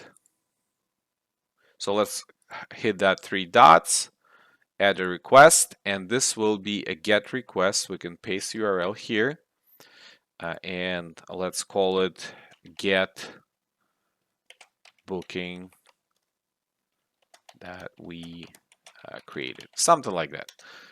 The naming and for the request, that's going to be more up to you, but typically when you start working as a QA engineer, if there is an already API verification going on, you will have some format that you should stick to. You will have some templates or generally some other requests that you can follow along. Okay, so get request, let's save it. We don't really need here anything aside from providing the ID. And the ID for the created request we received back here in the body. So we can just copy it. We can provide it in the actual URL and we can send it out. And now we're getting back, we're reading that user that we created, and in fact it's Alex USA Days, right? And everything seems to be working pretty good. Now we can grab the whole thing. We can just copy every test that we have so far for the creation. We can have it in post response scripts and just paste it here. So you can highlight the whole thing, press Control C or Command C if you're on Mac, or just right click copy. Let's go back in here, paste it, right click, paste, or Control V or Command C if you're on Mac, and everything is going to be back in here. And run it. Test failed. One of the tests failed. Cannot read properties of undefined reading first name. Okay, so the first name is Alex USA Days, and it's failing because, well, when we were creating a request, we had an ID. The whole body is right here. We had multiple key value pairs. The first one was ID, and then we had a booking, and within booking, we had multiple other values. Now, when we're doing get, we're going directly into ID. So the body that we receive actually has no ID field, key value pair. This is not here. There's no booking per se as well, right? All we get back, just everything that is inside the booking 2170. So that means we don't need to dive into booking here. We just go from the response that we stored, this whole thing, into the first available key value pair, which is first name. So we want to delete the booking. Response dot first name. So this is the whole response. This is dot first name. That would be dot last name. That would be dot total price, and so on. And let's rerun it. Okay, and everything is passing. Perfect. I think we're looking pretty good so far. So we created, we read. The next one would be update, right? So let's take a look at our API documentation. So we have update booking that uses put method. And when you use put method, you want to provide the whole body that you're trying to update, because it's going to update everything that you sent in the body. Or we have partial update using patch. And when you use a patch, you can update just some values. Not all of the API will implement patch. most of the API might only have just put. So that will depend on the place where you work, how they actually implemented it. So let's just grab put for now. So link again, the whole URL plus the ID that we're trying to update. So I'm just gonna copy that, going back here, create new request. And let's call it update booking. Booking, and let's hit enter, provide the URL. We will select put, and we need to have an actual ID 2170 here that we're passing along in the link. It also tries to suggest, you can see it also tries to suggest you query parameters. So query parameters are after like question mark, right? You can enter key value pairs here, or it asks you if you want to have a pass variable. So you can put 2170 here, and then it will read this as a pass variable. But I don't think we really need to unless we're getting it from somewhere else, and that's going to be more kind of a complex setup. So we're just going to have it straight directly into the URL, just like that, right? Okay. If we're doing put, let me also save this. You can see the put is updated. We need to provide a body. The body that we got in the response is this whole thing. So we want to grab that. Let's go to row, JSON, and provide the body. So additional needs, let's see what do we have. So this is just a string. Additional needs, string, any other need the guest has. So there is really nothing else. Like there's no restriction. It's not a set particular options that you provide. That's whatever you want. So my additional needs, I want some bananas, right? I'm gonna say that. I'm gonna update now this booking, and I'm gonna update my additional needs from breakfast to bananas. And let's send it out. Oh, now we get forbidden. Well, what is happening here? Let's take a look at our API. So the API says that you want to have either cookie with the token, or you want to have authorization, and you have a default authorization right here, this particular code, right? This token. Okay, so if I want to have a cookie token, it is within the auth request at the top right here, create token, and you want to send it to the auth endpoint, and it's a post, and you want to provide the username and password for those for this post request. So I can do that. Let me create new request and call it authorization, right? I'm gonna call it authorization. This is the URL, so it has auth and it's a post request. Now for the body to do authorization, the JSON that we're sending in is right here. So username is admin and password is 123. All right, let's grab that and provide it in the body. So we are sending username admin, password 123, and let's send it. Now we received a token. I'm going to save the request. And based on the description, the API description, we want to provide this. Where's our update booking? So we want to provide a token right here as a cookie. Interesting enough, in the header, as a cookie, we're providing token equals the token value that we just retrieved. Most likely, if you're working at the company, they will give you some authorization that you will insert here in the authorization tab.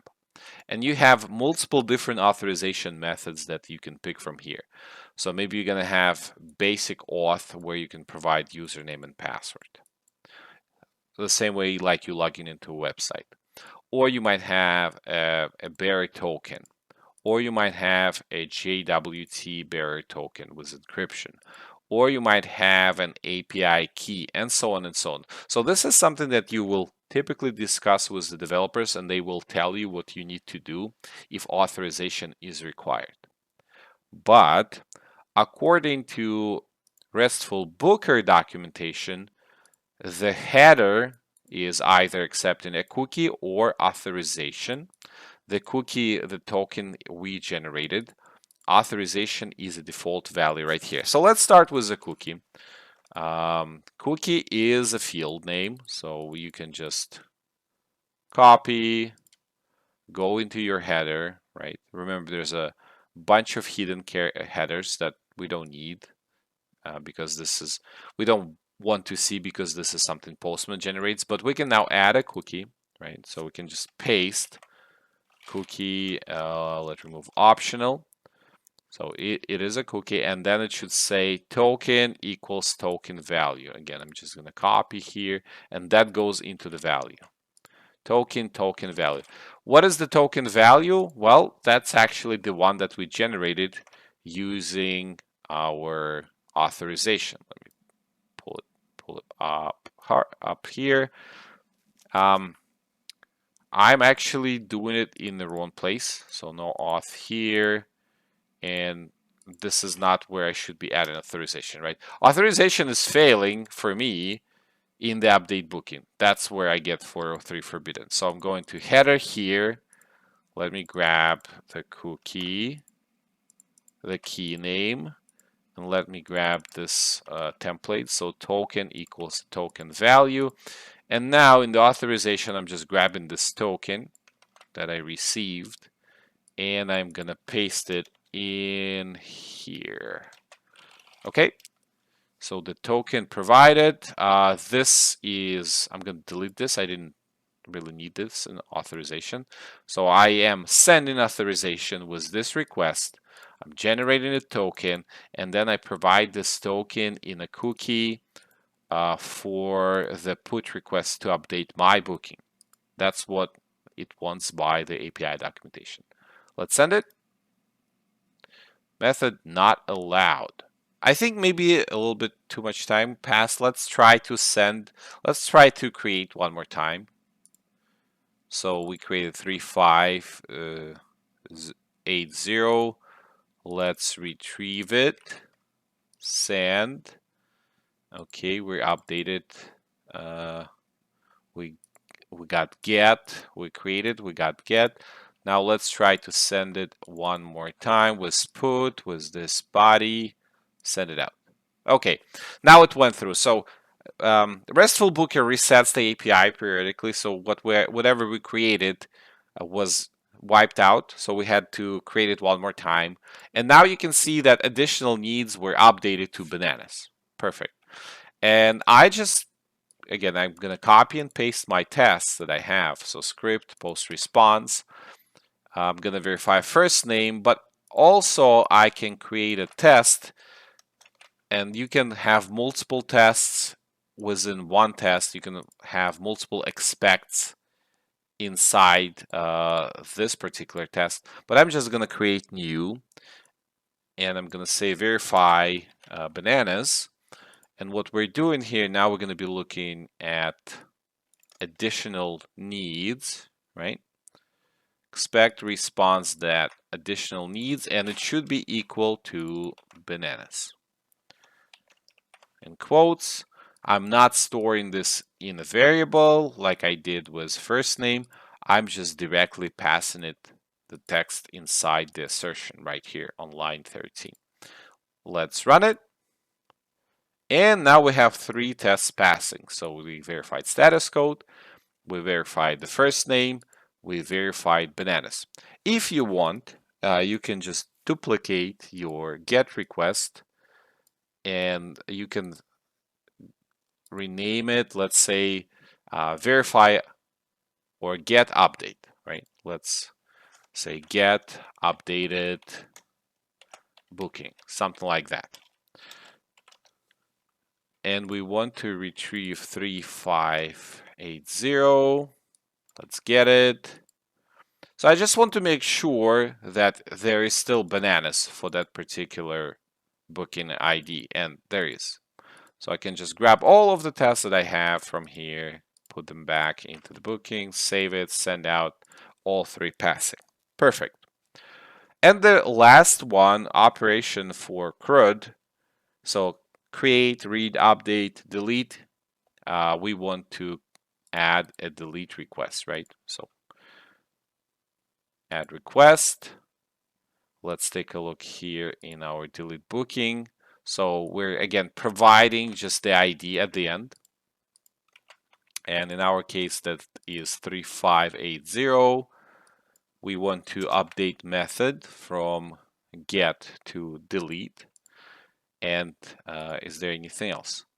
Well, you can have authorization or a cookie again. So if I'll send it just like that, it says forbidden. We already used, as an example, in the header, we used the cookie from the token, right, that we grabbed from authorization endpoint. Now let's actually use a built-in authorization field. Now that's a default field. If you don't want to grab a token, you can just use that. So we're going to use that instead. So I'm going back to header, and here I will add key authorization. I need to remove the optional text. So authorization, and the value is this whole thing. The default, it's like a default key that it provides for the API here, and paste it. Okay. Now again, going back to authorization, typically you would have it maybe in the header, but typically you would have it here in this tab, and you would pick one and you will talk with your developers which one is being used, what is the, let's say, API key for that to work, and so on. But per this API, we're just adding it to the header. So now, instead of the token that we generated with authorization request, we actually here, and I again pasted in the wrong place, in this delete request, so I'm just taking everything from here into delete. In this delete request, we're gonna use, I saved it, we're gonna use this authorization, the default header, with a default value with that we don't generate, we just provide it inside the API, right? And I want to just delete this thing, save the request, save this one, just going through all of the requests that we have and saving them one by one. Save, this is already saved. Okay, let's call this delete booking. So we delete the booking 3580, and I added my authorization as query parameters. You can see all of this stuff came into the link, which is wrong. Has to be part of the header. So again, go into the header. Key is authorization. Value is this one. So copy, paste. And I want to delete the parameters. So that's not where it's supposed to be. It has to be in the header. Let's save it and let's send it out. Method is not allowed. Okay, so I suspect the same thing probably happened with the ID. Maybe it was already resetted. So let's create a booking. New ID is 1575. Let's just get it. Okay, coming back. Let's update it. The token also expired, looks like. Yep. All right, let's generate new token. Let's add it right here. Okay, that worked. And let's now get it one more time to make sure that we're getting our bananas. And the last one is deleted. Send it out. All right, 201 created. That's a positive response. And as a final step, we can just duplicate. Let's say get verify booking deleted, verify booking deleted, right? And let's just send it out one more time to see what happens if you deleted a record and then try to retrieve it. And it says 404 not found. Perfect. So it's no longer there. So everything works as expected.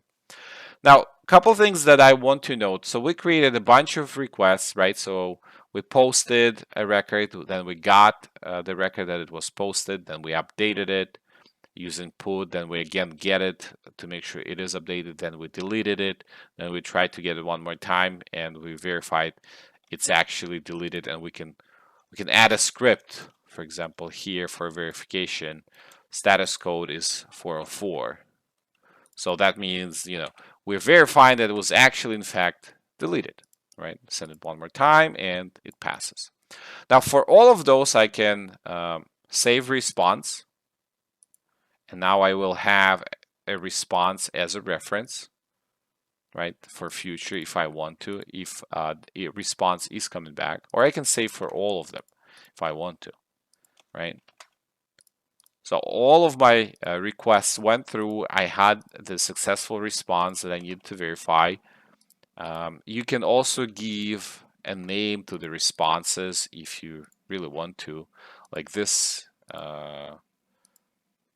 you can have multiple requests, this saved response. So I can say this booking created pass, something like that, and save it as a future reference. Something changes with the API, something now you send it one more time and your request is wrong.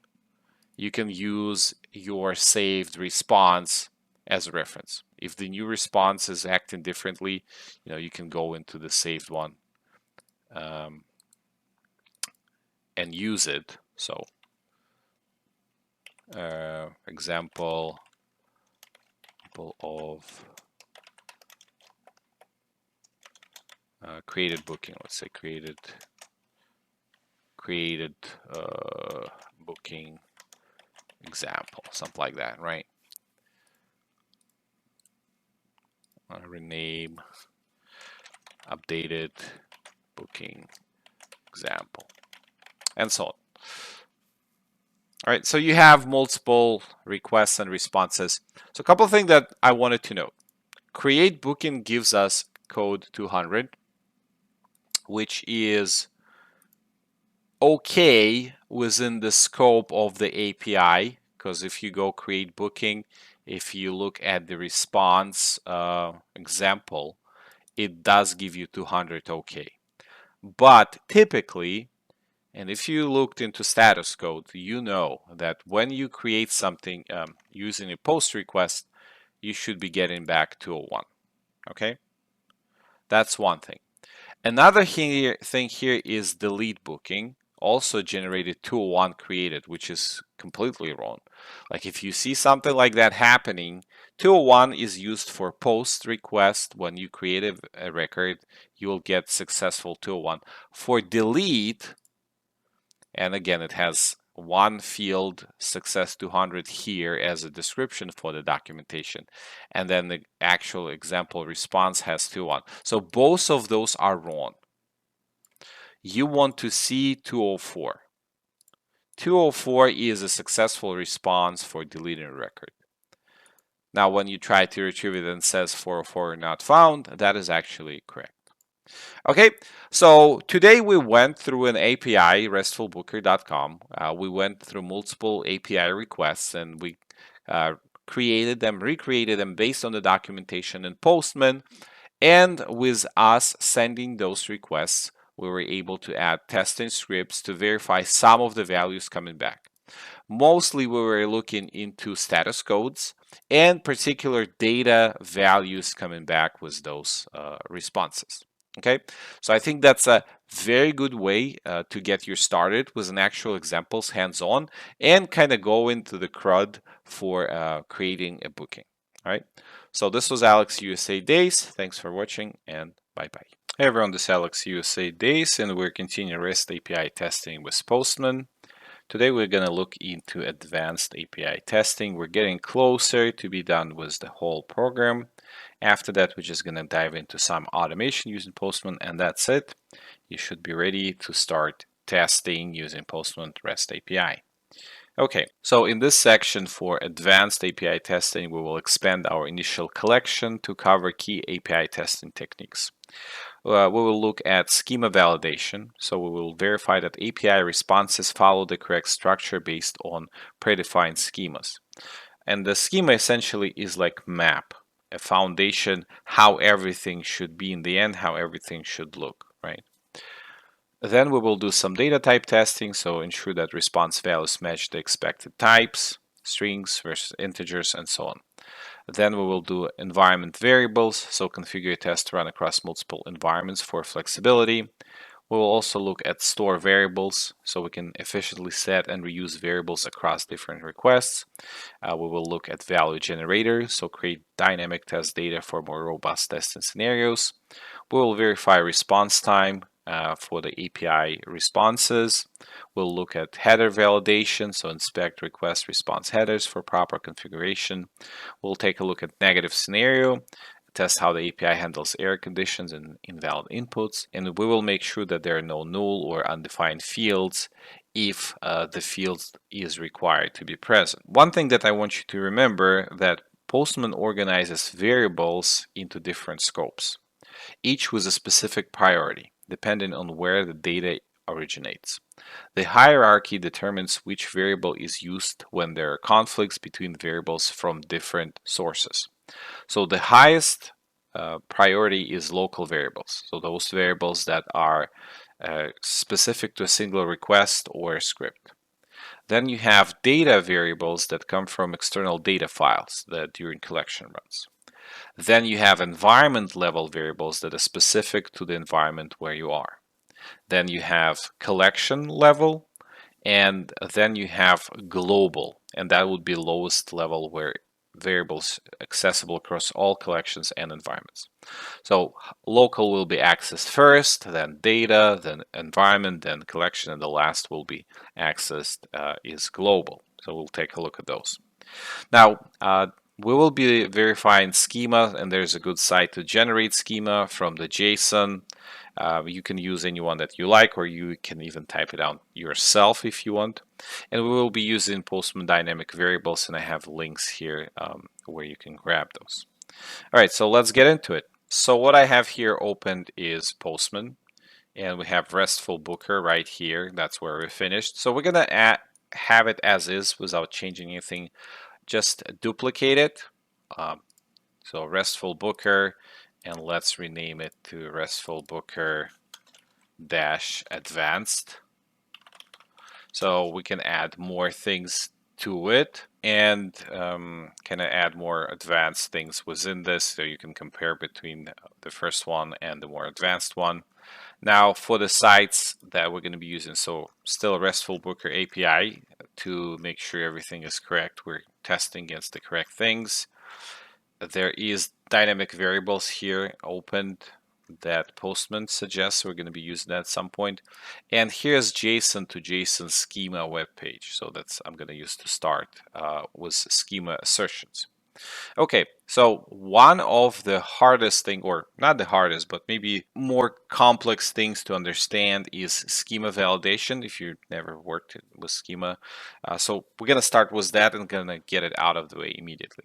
So when we created our booking, we sent a request and we got a response. This response body has key value pairs, and the data type that might be coming back has to be the same, even though the response itself might be different. Like every time the ID is new, I can have a different last name, first name, the date, total price.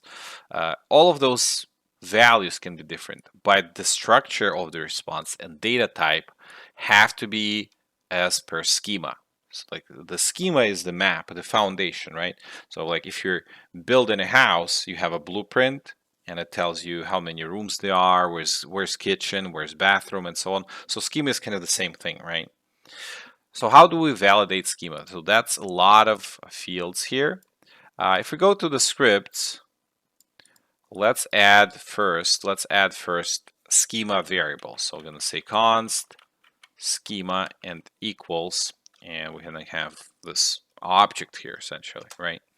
JSON object. And we could type it out like line by line ourselves. You have to start with type, and the type for the value that we're getting back was in the object. So, but that's going to be a lot of typing. If you go in each field, you have to define like properties and so on and so on. So you can just grab the response and make sure that this response is corresponding with the API documentation response, right? So you create booking in the API. So there's a request body and then there's a response body here. So the data type, first name is a string. So the booking is the object, booking ID is a number. So number or integer, essentially, same thing. Total price, right, is a number, and so on and so on. Field by field, like booking dates is an object that contains check-in and check-out, and those are dates or strings. So the data type is matching the documentation what the actual API is returning. Because if you're copy-pasting and creating a schema from the response, you want to make sure that the response is correct, right? So let's grab, so right-click copy, and let's go to transform.tools /JSON-2-JSON-schema. All right, so I'm going to paste this here. Let's delete it. And I have now a schema generated, right? This is all schema. So I can just copy this generated schema, go back to Postman, and paste it right here. One thing that I don't need is the schema variable. That is, we're going to remove that. And the title. All right, so we don't need that. But we have everything else we need here. So type of the response, it is an object response. This whole thing is an object. The properties are, so booking ID, that's one. And then booking, that's two. Right? Now within those properties, within booking ID, I have type number. So type of this is number. Maybe if I have it like in one line, it's a little bit more clear. Now booking, the type of booking is actually an object. And because it is an object, within the object, I have a bunch of properties. And now then I have first name, type is a string, last name, type as a string. I just move it all in one line so it's easier to read. The formatting of it, the proper way how it's formatted, is the one that you have here. But just because there's so many fields, I want it to be more compact. So total price, deposit paid, its type is Boolean. Booking dates, again, its type is object, and within this object I have a bunch of properties, right? So I have check-in, and for the check-in type, right here is our check-in, right? It's a string. And you might notice the schema, the actual schema says it's a date, right? But the response here is a string. So those things, when you have mismatch in data type in the response, actual response, and documentation, you have to discuss this with your QA manager or project manager or developer, whoever. Now we have some required. So within this property right here, there is a required field, right? And this required field says check-in is required and check-out is required. If something is not within the required list here, that means the value is optional. If I don't have check-in or check-out, that means I can have a request or response without any of those values. Then there's additional need. Again, type is a string for additional needs. So kind of making it more compact. Now, then there's this property. Within this property, we have all those specific fields. So first name, last name, total price, deposit paid, booking dates, additional needs, and so on. And now we have required for all of those. Like we're checking what is required. Is first name required? Yes. Is last name required? Yes. Total price required? Yes. Deposit paid required? Yes. Booking dates required? Yes. Additional needs, is that a required field? In the API, typically it will mark what is required, what is not. In this specific API version or documentation, it has optional. So my assumption is what is optional, not required. Everything else is required. But for our sake, let's say additional needs is optional. So as soon as I delete additional needs from the required here, that means now I can have responses without additional needs, and it will not validate my schema verification. Okay. All right, so booking ID is required. And booking is required. All right, so here's our schema. A little bit misformatted, just for like better visuals of it. I can just collapse the whole thing. That's a schema, and it's generated based on this response. It's looking at the number of fields, what are those fields, what data type was in those fields, what fields are required, what are not required. Now we can actually do an assertion for that. So let's do pm.test. And here we're going to say verify schema is validating or validated, or verify response is matching. Response is matching required schema, something like that. It's just the name of the test. Here we'll have to add a function, right? And within parentheses, we open parentheses, we need to say pm dot response dot to dot have and dot JSON schema, and we need to pass inside the JSON schema method here what schema we're validating. So this variable where the schema is stored, just pass it along inside here like that, and let's send it. All right, and it's passing. You can see verify response is matching. This response is matching the schema. Like it doesn't matter what I have here in terms of response, as long as it matches the schema we're going to pass. If I, for example, let's say instead of total price, I will say null. Can I do that? Not null, but null.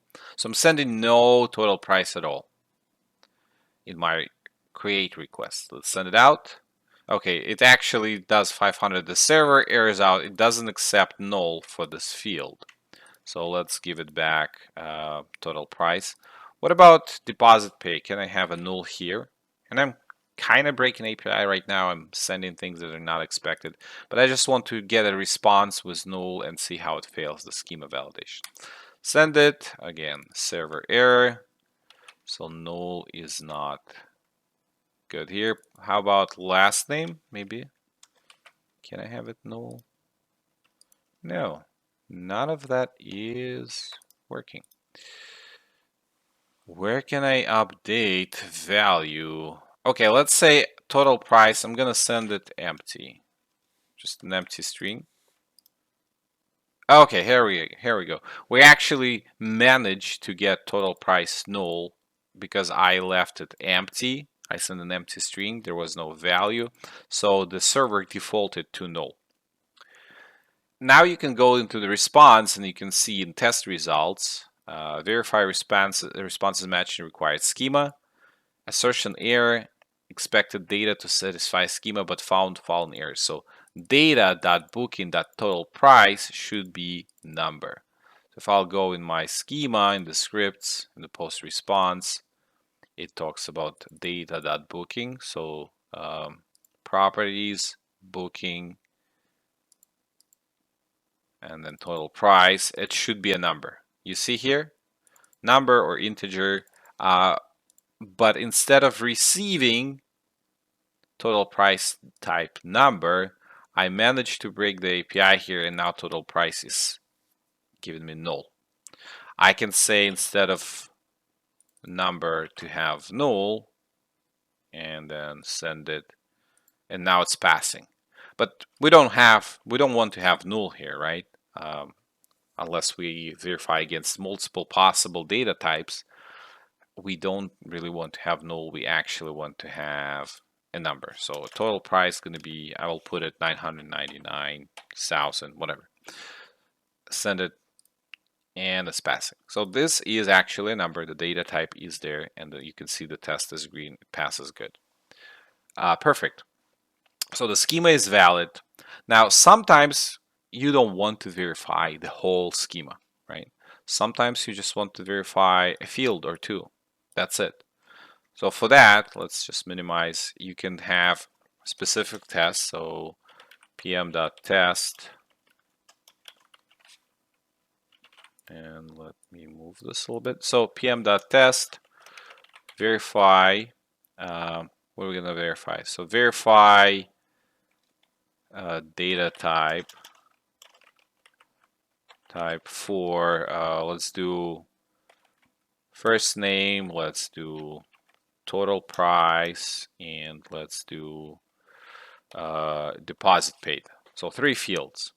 Okay, I'm going to say function, and within the function I want to do pm.expect and response dot, what are we looking here? Response dot, so booking dot, and here we go, first name. So we're looking at the first name dot to dot b a, and here we want to say string. So that means the data type here for the first name should be text. Run it.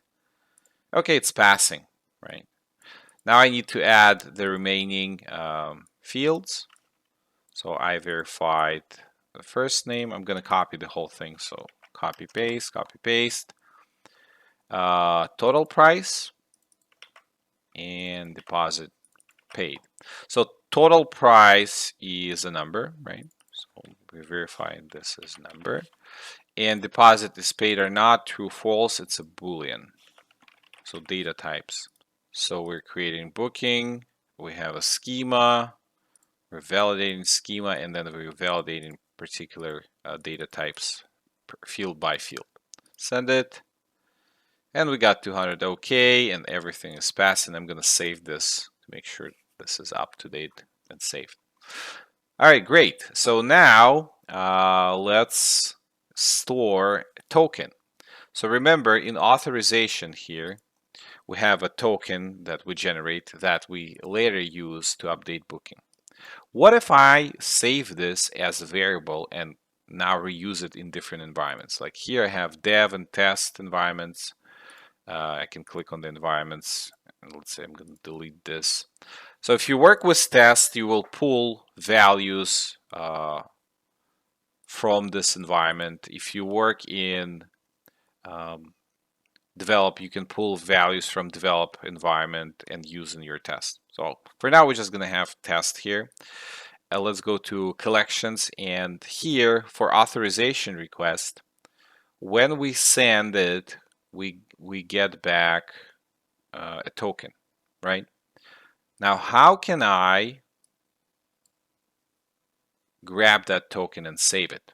I want to do that. So let's go to scripts, post response, and let's add a comment here. Set env token from the response. Okay. Now all I need to do is const. Let's grab the response. So const response is equal to JSON response pm dot response dot JSON. Okay, so we're storing this in a variable, response. Now we do pm dot environment dot set, and first we add the name. So let's have the name for this token underscore value. So that's going to be the name for the variable. And the actual value that we're saving is response dot token. So this guy right here will be saved in this variable. Send it one more time. Let's also save it and go to environment. Let's go to our test environment. Now we have variable token value with this particular value being set. Perfect. So we are saving the response token from this request. That's awesome. Now, what can we do next? Well, remember we have a put request that we send out, and it's not going to work without a token. So I'm going to create new booking. It generated ID 3363, and then I'm going to go and try to update it. And it's forbidden. Now we were setting cookie here and then the token value, and we can do it here in this field. We can just remove this and add two parentheses, and it also starts out as suggesting. Here's token value, and it's all set. It shows as environment variable. You see it's green. Global is blue G, so it says E token value. Now I'm going to set it from here, from the header. Run it, and it's working. What if I disable it, right? Save it. I'll send it. Now I get 403. It's not working. What if I go to scripts and I try to get it using the script, not just from the header? And I can do that. So I can say const in prerequisite. Now I'm doing it in prerequisite. So const token value, right, is equal pm.environment. So I'm just grabbing this as essentially .get, and we need to provide the environment and its token value, right? So token value, their environment variable. Okay. And here we now want to add it to the header. So we can say pm.request.header headers.add. So what are we adding? We want to have key, and the key in this case is cookie, right? So key is cookie. And then we want to have value. And for the value, we have a backtick, so I can incorporate a variable in the string. So token equals question mark, and here within the parentheses, I'm going to add token value. Right? Now let's send it out, and it works again. And we go to the console, right here. Let's clear it, clear console, and send it one more time. Here's our put request. Here is our cookie that is set to token being equal to a value passed along, and this value is coming from the environments and from the token value variable set in the environments, right, on this level. That is very good. Perfect. All right. Now, I need to update every time I do a request, like here, to a particular ID. I need to update the ID. If I went and posted new booking, I will get a new booking ID. So does it mean every time I have to manually update the IDs for the endpoints to get the new booking ID to update it and so on? Absolutely not. Now we can actually store it as a variable. Now, instead of environment variable, let's store response booking ID as a collection variable. So here in the folder level, right? Let's go in scripts and say PM dot collection variables dot set, and here we're going to add booking ID, right? And where is it coming from? So it is coming from so response dot booking ID from here, this field. Okay, and the variable will be set. Let's send it out. Let's go to the collection level. Let's go to the variables, and here's booking ID is being now set with 711. So here in the response, I can see 711. Now, every time I am reaching out to a booking, I can just use booking ID. And now you see it's a C, the orange one. So it says collection, scope is collection, token is environment. This all stuff are global. Now, scope for booking ID is collection. All right, let's add it. Now we can run it and actually save. Let's save everything. Like I don't want anything to be here unsaved. Close it all out. Whatever is not saved, we're gonna save it. So we authorized and grabbed the token. We created a booking and grabbed booking ID from the response. We go to get booking that we created, and it grabs booking ID here from the collection level variable. Perfect. We can update it and also have it set here as a variable. And you can set like environment, dev, test, and production, and have your link change here coming from a variable based on the environment where you're working in. So update.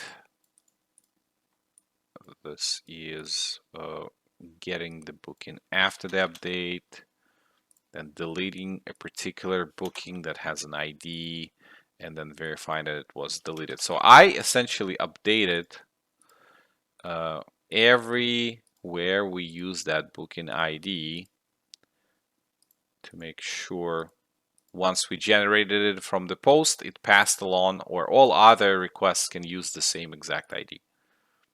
They are going for the same created booking. Okay, good. Now, let's add some random data that we can get. So in this post, we're passing a body and there's last name and it's always Brown. Like I don't want the same last name. I want some uniqueness into my data. And for that, you can use built-in generated dynamic variables that Postman provides. For example, there is random last name. And I'm just going to grab that. Make sure you grab everything, including the $sign. So I'll grab that, copy, go to my request body, and the last name now will be something. So here in quotes, in double parentheses, like so, you see how it changed. I paste in $sign random last name. Let's send it. And Akunova, Graham. So you can see how it's actually setting it up, right? And if you want to further verify that it's been passed along when you work with it, you can go to scripts and you can actually, on the collection variable, let's say set, and we'll call it last name, right? Last name and it's coming from response dot booking dot last name. All right, let me send this out. Save it, send it. Let's go to environment, test. Let's go to, oh, it's collection level, sorry. Let's go to collection variables, last name, hints. Perfect. Now, every time I create a request, I get this value. All right. And it's stored. Now, when I'm doing assertion, I can say that PM test verify last name is, and what are we doing? We want to make sure that it's coming from, and it is dynamic, right? Something like that. So we're using set in this case. So I'm just going to grab it. And here I'm going to store it. So const last name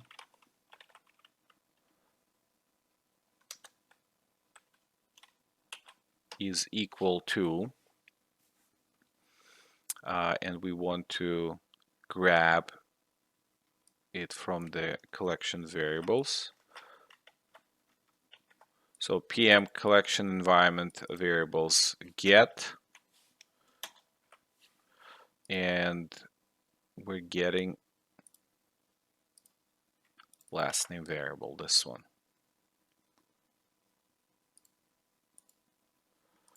Right?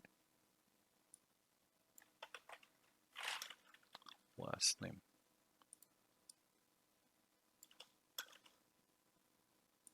Okay, so we will store this collection variable inside last name, and then we will verify that response dot last name is equal to this last name that we stored. Let's run it. Set to dynamic. Assertion undefined is equal to hints. Collection variable. Okay, so I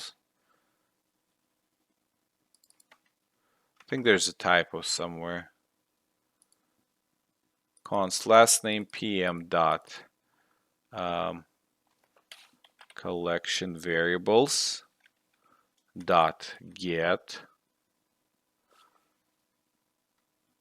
last name. Run it. Expected undefined response dot. Okay, so I have a typo here. I'm saying last name from response, but last name in the response doesn't have a capital N. So update it, run it, and here we go. So now we dynamically verify. So every time I create a booking, it generates a random ID and generates random last name. And I'm using booking ID here that was generated, and I'm using last name, grabbing it from collection variables here and verifying it in my test. That whatever I generated and then saved, I also get after running the GET request based on the ID that we just generated. Not found. Booking ID not found. Well, let's create a new one. Let's send it. Here it is. Yeah, so the thing is, with Booking API, it does clears out the request that's being sent, so the data that is being sent. So if it said not found, just try to regenerate one more time. All right, perfect. Now, let's assert that it is fast enough. So let's say we're doing put request. This is prerequisite. We don't need prerequisite. It just has a cookie here. There's a post response. We're doing update. It's forbidden. Let's generate new token. Let's send another update. Perfect. You see how it's convenient. You don't have to copy paste the token now. You just click one click there. It generates, grabs it, sets it as an environment variable. You go to put, you send it out, it grabs it, and there's no issue. Everything runs through smoothly, right? Now we want to assert the response time. Here, it says 68 milliseconds. So some companies, you'll have a requirement for your API that has to be at certain speed. So we can say PM test response time is under 500 milliseconds. So that's pretty typical. You might see 1,000. I worked in places where they accepted up to like 2,000 delay because there's like complex logic behind the scenes. So PM dot expect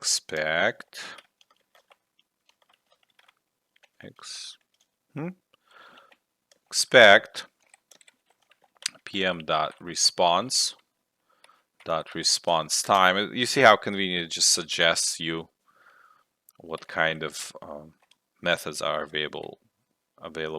2 dot b dot below, and here you just provide a number, and that's going to be milliseconds, so 500. Let's send it out.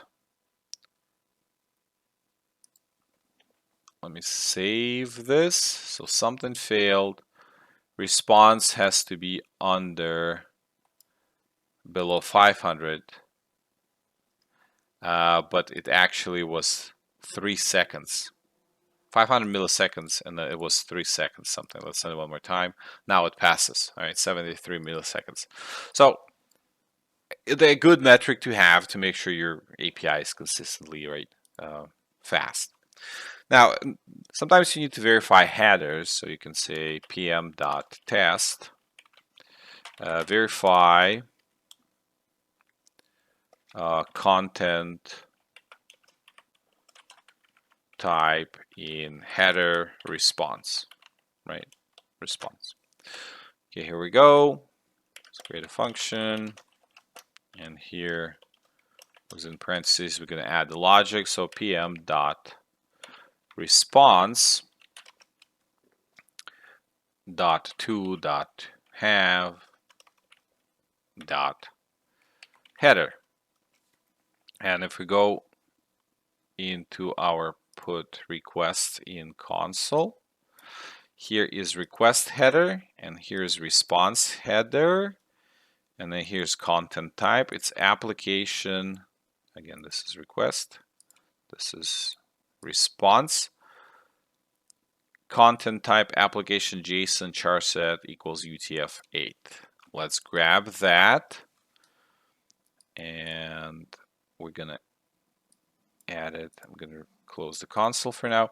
We're gonna add it here in quotes like this. Let's send it out.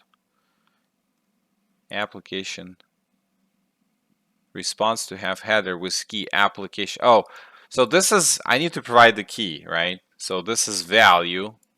What is the key here? So key is, we're looking at, going back to the console, key is content type, right? Right here. This is the key, this is the value. So let's provide the key. It's also in quotes, content type within quotes, separated by a comma, and send it out. All right. Content type is passing. Perfect. Let's save it. Yeah, sometimes it's gonna get like, it gets hard to manage tabs, so make sure you're pretty consistent on saving stuff when you use it. Otherwise, it just might get cluttered and you start closing them out. You didn't save things for a while. You change multiple things, and then like, okay, what did I change? Right? It becomes a little problematic. All right, so the next one is actually a negative test case, and we do have a scenario, believe it or not, where we delete booking, and even though this response is bad response, so the API is broken in the sense how it's implemented should be said not found, right? But then we try to reach out to the same ID that we deleted, and we get not found 404. So this is a good example of invalid data, right? We're trying to retrieve invalid data, and like a negative scenario in this particular case. So status code 404 is for invalid, deleted,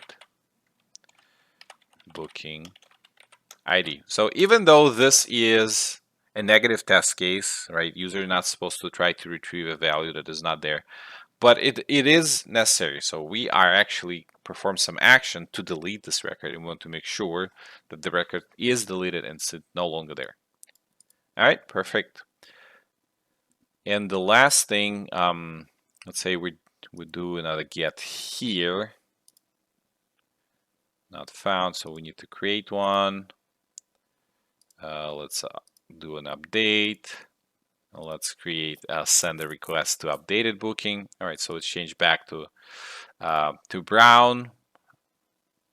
In this put body changed back to brown. We're receiving it. It is brown. Here scripts. Okay, what else we can verify? So sometimes we don't know the data type. Maybe it's not that important. Maybe there's like multiple things.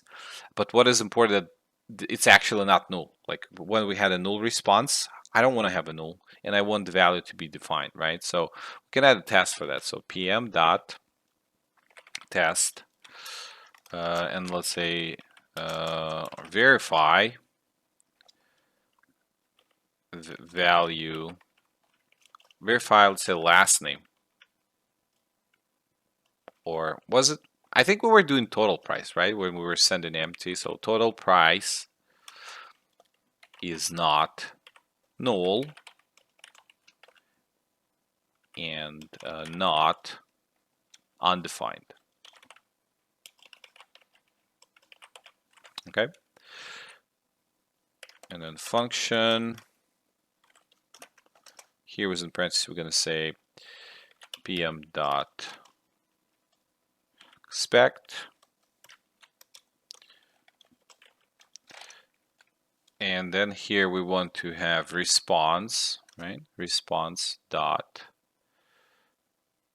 total price. Response dot total. You're not finding it? Okay, I think it's finding it. All right. Response dot total price. And then here dot to dot not dot b dot null. Okay. And then one more assertion here. Expect response total price not to be undefined. Let's run it. Test passing. 4 out of 4. Good. But let's say in my put request here, in the total price, I'm providing an empty string. Okay. And we know that's going to trigger a null response. Send it, and I get null here now. Now I get to retrieve this booking again while I'll updated it to have null, and I have null check in my test. Let's send it. Oh, it fails. What happened? Well, in the body we have deposit paid, total price being null, and we have a test that specifically looking into that field and verifying that it is not null. So because it is, the test fails. All right. Let's update it back to some value here. Let's say 1,000. Let's send it. Forbidden because I need to get authorization. One more time. Is it? Not allowed. So I need to create a booking. Now I should be able to update that booking because again, the server deleted all our records to keep it clear, right? And I'm gonna do a get request one more time, and we verify that the total price is actually not null, and we know it is 1,000, what we've said. Okay, so this is it. I think this should give you a very good level of control over your Postman collection, your requests and responses, variables, and options that you have for verifying data that is coming back, right? Remember, test against the API documentation. see what are priorities, verify what is optional, what is not optional, which values are required, verify the status codes are correct, verify the data types are correct, and it's matching what's in documentation. Verify negative responses if you try to break API, right? And feel free to refer to Postman documentation page. Like there's a search, you can start looking for things. Feel free to use dynamic variables. Feel free to use schema generator if you have a response and you need to assert schema. Okay. And I know it's a lot, right? This is a pretty complex thing right now. There's a lot of things that we covered, but rewatch the video, pause it, type things out. The only way how you're going to pick it up is by learning and doing, right? That's the way to do it. Otherwise, you're going to forget it tomorrow. So make sure you're actually repeating everything we do here and you spend some time with it. All right. Well, hopefully this video was helpful. This was Alex USA Days. Thank you for watching and bye bye. Hey everyone, this is Alex USA Days and we're continuing with REST API testing with Postman. All right, so this is module 10 and this is last module. We're going to talk about automation. So once you have your collection running, you have your variables set up, you have your environment configured, everything is in place, you can start scheduling your test and you can do it using Postman built-in UI tools, or you can use a human that will allow you to embed your collections into your CI/CD process. All right, so in this section, we'll expand our initial Postman collection to cover advanced automation techniques for API testing. Main ways to run Postman automation are using Collection Runner. So it's a manual test execution or data-driven testing. The Collection Runner is a built-in tool in Postman that allows users to run a collection of API requests in a sequence. Then we're going to talk about monitors, and it's also a built-in tool. It's scheduled test runs with alerting mechanism. You can configure monitors to run at specific times, view detailed reports, and receive alerts through integration like Slack or email. And we're going to talk about Newman, and Newman is a command line interface for Postman, which allows you to run collections directly from the terminal. It's ideal for integration Postman tests into CI/CD pipelines, for example, Jenkins, GitLab, CI, Circle CI, to automate testing on every build or deployment. Newman allows for running collections in any environment, generating reports, and automating regression tests. All right, let's get into it. So here we are. This is our collection, RESTful Booker Advanced. Now let's make sure every test that we have every request that we have actually have some sort of a test. So for authorization, let's make sure that we get at least a 200 coming back. So scripts, post response, and let's just add a status code test. So I clicked on the snippet and it added it automatically. Let's save that.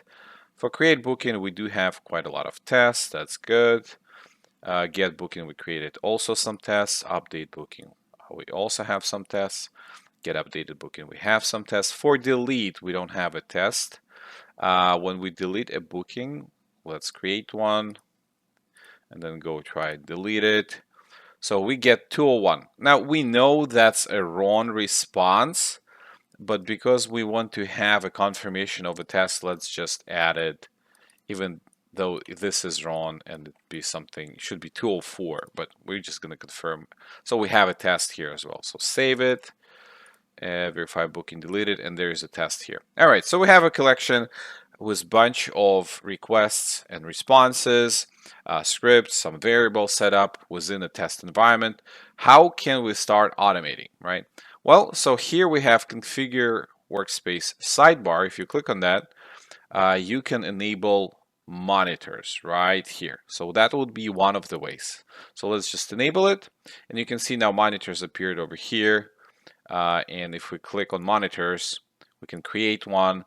And when we create a monitor, let's give it name test. We can select collection, so RESTful Booker Advanced. Tag is current. We can select environment. If there's data file, we can upload one here if we're using any. Then you can have it weekly timer. You can run it every day, every Thursday. You can select how often you want to run it, time when it kicks off. Other settings, where to send the response of the failures or errors, your setup email. You can, if you have multiple failures, you can stop notification after a certain amount of failures happening, and you can create a monitor. So this will sit there and it will kick off daily. We can just run it for now, but it will kick off daily when you scheduled, and it will report on the results. So I just ran it right now just to show you. So it's preparing to run, and then it will give you the results once the run is completed. All right, still preparing. Can we just run it? I think I scheduled 2 runs. Okay, let's give it some time. Okay, so here we have report completing. 0% failed. We can see the test results. So we have the post for our authorization running. We got 200 for the status code. We have booking post and all of the tests. We have updated the created booking get request. We get put here. We get after run input, delete, and then verifying that it was deleted. So all of them run, all of the requests run. Everything passed. We have the report, nothing failed. And then this monitor will run whenever you schedule it, daily basis, multiple times a day, and send a report to whoever you need to email that to. It's very convenient. All right, so the reports is one thing. The other thing that you can do, you can just click on 3 dots, the hamburger menu on the collection, and you can have run a collection, right? So like just manually, we can run RESTful Booker advanced manually, and it's going to run the whole thing, give you a report. So each, again, request being ran. Here is a report, everything's passing, nothing's failing, 1 iteration, what the environment it is, and so on. Everything looking good. Now you can automate run. So instead of manual, right, you can automate the run. You can schedule it. You can run it with Postman CLI, and you can integrate it with CI/CD. So if I'll go back to the hamburger menu, run collection. So here, instead of run manually, we can click schedule run. And it's pretty much like with monitor. You can have the name for this. You can say how frequently you want to run it. Every day at 1 a.m. You can select environment, data file if needed, and again, email notification who will receive it once the run is completed, if it's passing or failing. Now, you also can do automate runs via CLI now, or you can do schedule collection runs like expanded. So if you look into the CLI, there is an API key that you can provide here, and then you can just copy and paste this, and it will use the API key to reach to your collection, whatever the CLI you're using, and it will run your collection by this ID and the API key that you provide. You can also configure CI/CD command here. So this is more advanced stuff, but I just want you to know there's a capability. We're not going to do it because if you're scheduling things on CI/CD pipelines, you're pretty much far more advanced just using Postman tool in general. You're doing some DevOps or CI/CD or SDAT tooling, so that might be a little bit far ahead from this course, but you want to know that there is a capability for that. If someone asks you, hey, can we have Postman running on CI/CD, you can say, yeah, there's capability to do that. So we can have a configure command to run it, and it will give you a bunch of CI/CD tools. So again, collection, test environment, you can select what environment you're running it on, Linux or Mac or Windows. Let's say I'm on Windows. Then you can select your CI/CD, Jenkins, Bitbucket, GitLab, Azure, GitHub Actions, whatever you have. So let's say I want to run it in Azure, on Windows, or let's say on Mac. Now it's going to give me a virtual machine. It's going to give me, essentially, it gives me the whole file that I need, configuration in the file, YAML file, to run this collection. It will give an API key, so you'll have to provide that. It will give you the ID for the collection, how to reach it out. You can copy it. You can generate API key, then copy this whole code. And insert it into your YAML file, and it will run. So when your collection, when your CI/CD is running, it will also reach into this collection on Postman Cloud and run it using the API key that you generated the collection by the collection ID, by this whole thing. And it's going to execute and report the results. So it's pretty convenient. So this is all running Postman tools, built-in tools, within the Postman itself. So how about running it using an IDE, or how do you run it without Postman UI? You can actually you can copy, you can export that collection. So again, we click on the hamburger menu, and there is export right here. So you can export this collection, and you can share it as a link, or you can just export the collection and it will save as a file. So we can click on that. I'm gonna save this, and it gives the name. So here, the same one that you have it named within the Postman. So RESTful Booker Advanced .postman collection.json. I'm saving it. Now collection is saved perfectly. I exported it. Now I can use my favorite IDE to access it and install Newman there and run it. And you can have it as a command with Newman within the CI/CD pipeline as a step, or you can have a whole, your own setup for it. So let's open up Visual Studio Code. Okay. So here's Visual Studio Code. We're here inside of the folder where I saved the exported collection. Everything is here, all of the details on the execution, conveniently saved in a JSON file. Now we have to kind of do a setup for it to be able to run. So however you regularly set up your npm, right? So we want to do npm install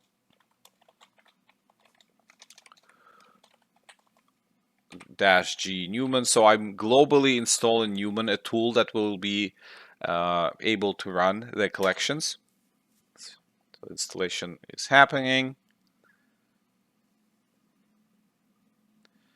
All right, Newman installed. If you want to init a project, you can do that with the collection. So npm init-y. We're going to have a package JSON here if needed. Now, let's make sure that Newman was installed. Newman-v. Okay, we have a version of a Newman. Now, all we really need to do to run it is have Newman run, and provide a path to the collection. That's it.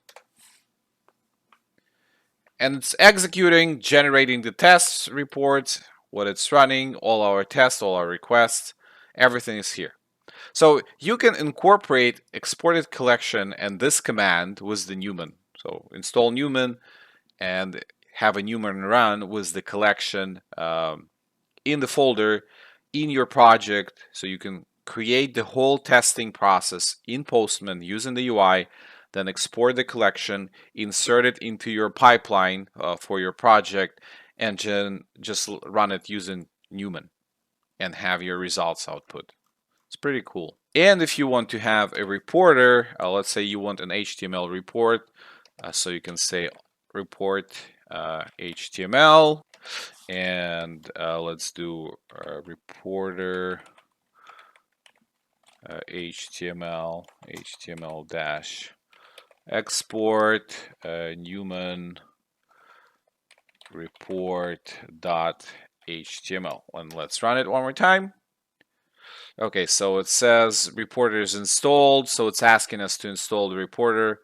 So let's install reporter, and it gives us the command npm install Newman report HTML. So if I'm going to install the reporter, why we wanted to have our project here, let's run it. And you can see it's installed a node module within dependencies here for the project itself. Now we can clear it out and let's run it one more time. So Newman run with the collection name -r HTML dash reporter. Okay, and the name, let's run it one more time.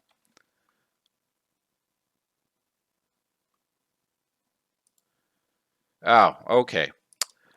The thing is, because I installed npm, because I installed Newman globally and reporter is installed in the local project, it can't find the Newman. Okay, let's do this. Npm install Newman. So install it not as a global value, but part of the project. So it's here also part of dependencies. Overriding pure dependency. Okay, okay.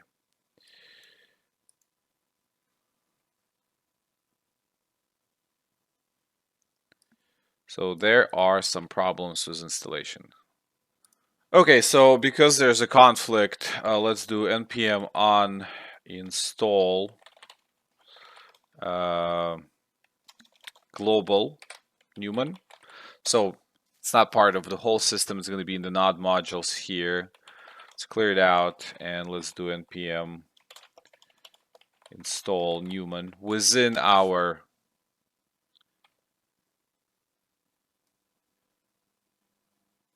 node modules. Now I see it added to dependencies. All right, so looking good so far. Let's give it another run for the actual collection with HTML reporter. Okay, so this is airing out now because it was still looking for a global installation. It is no longer globally installed. It's within our folder here, and it's in node module, so we can do npx Newman run. So that should fix it.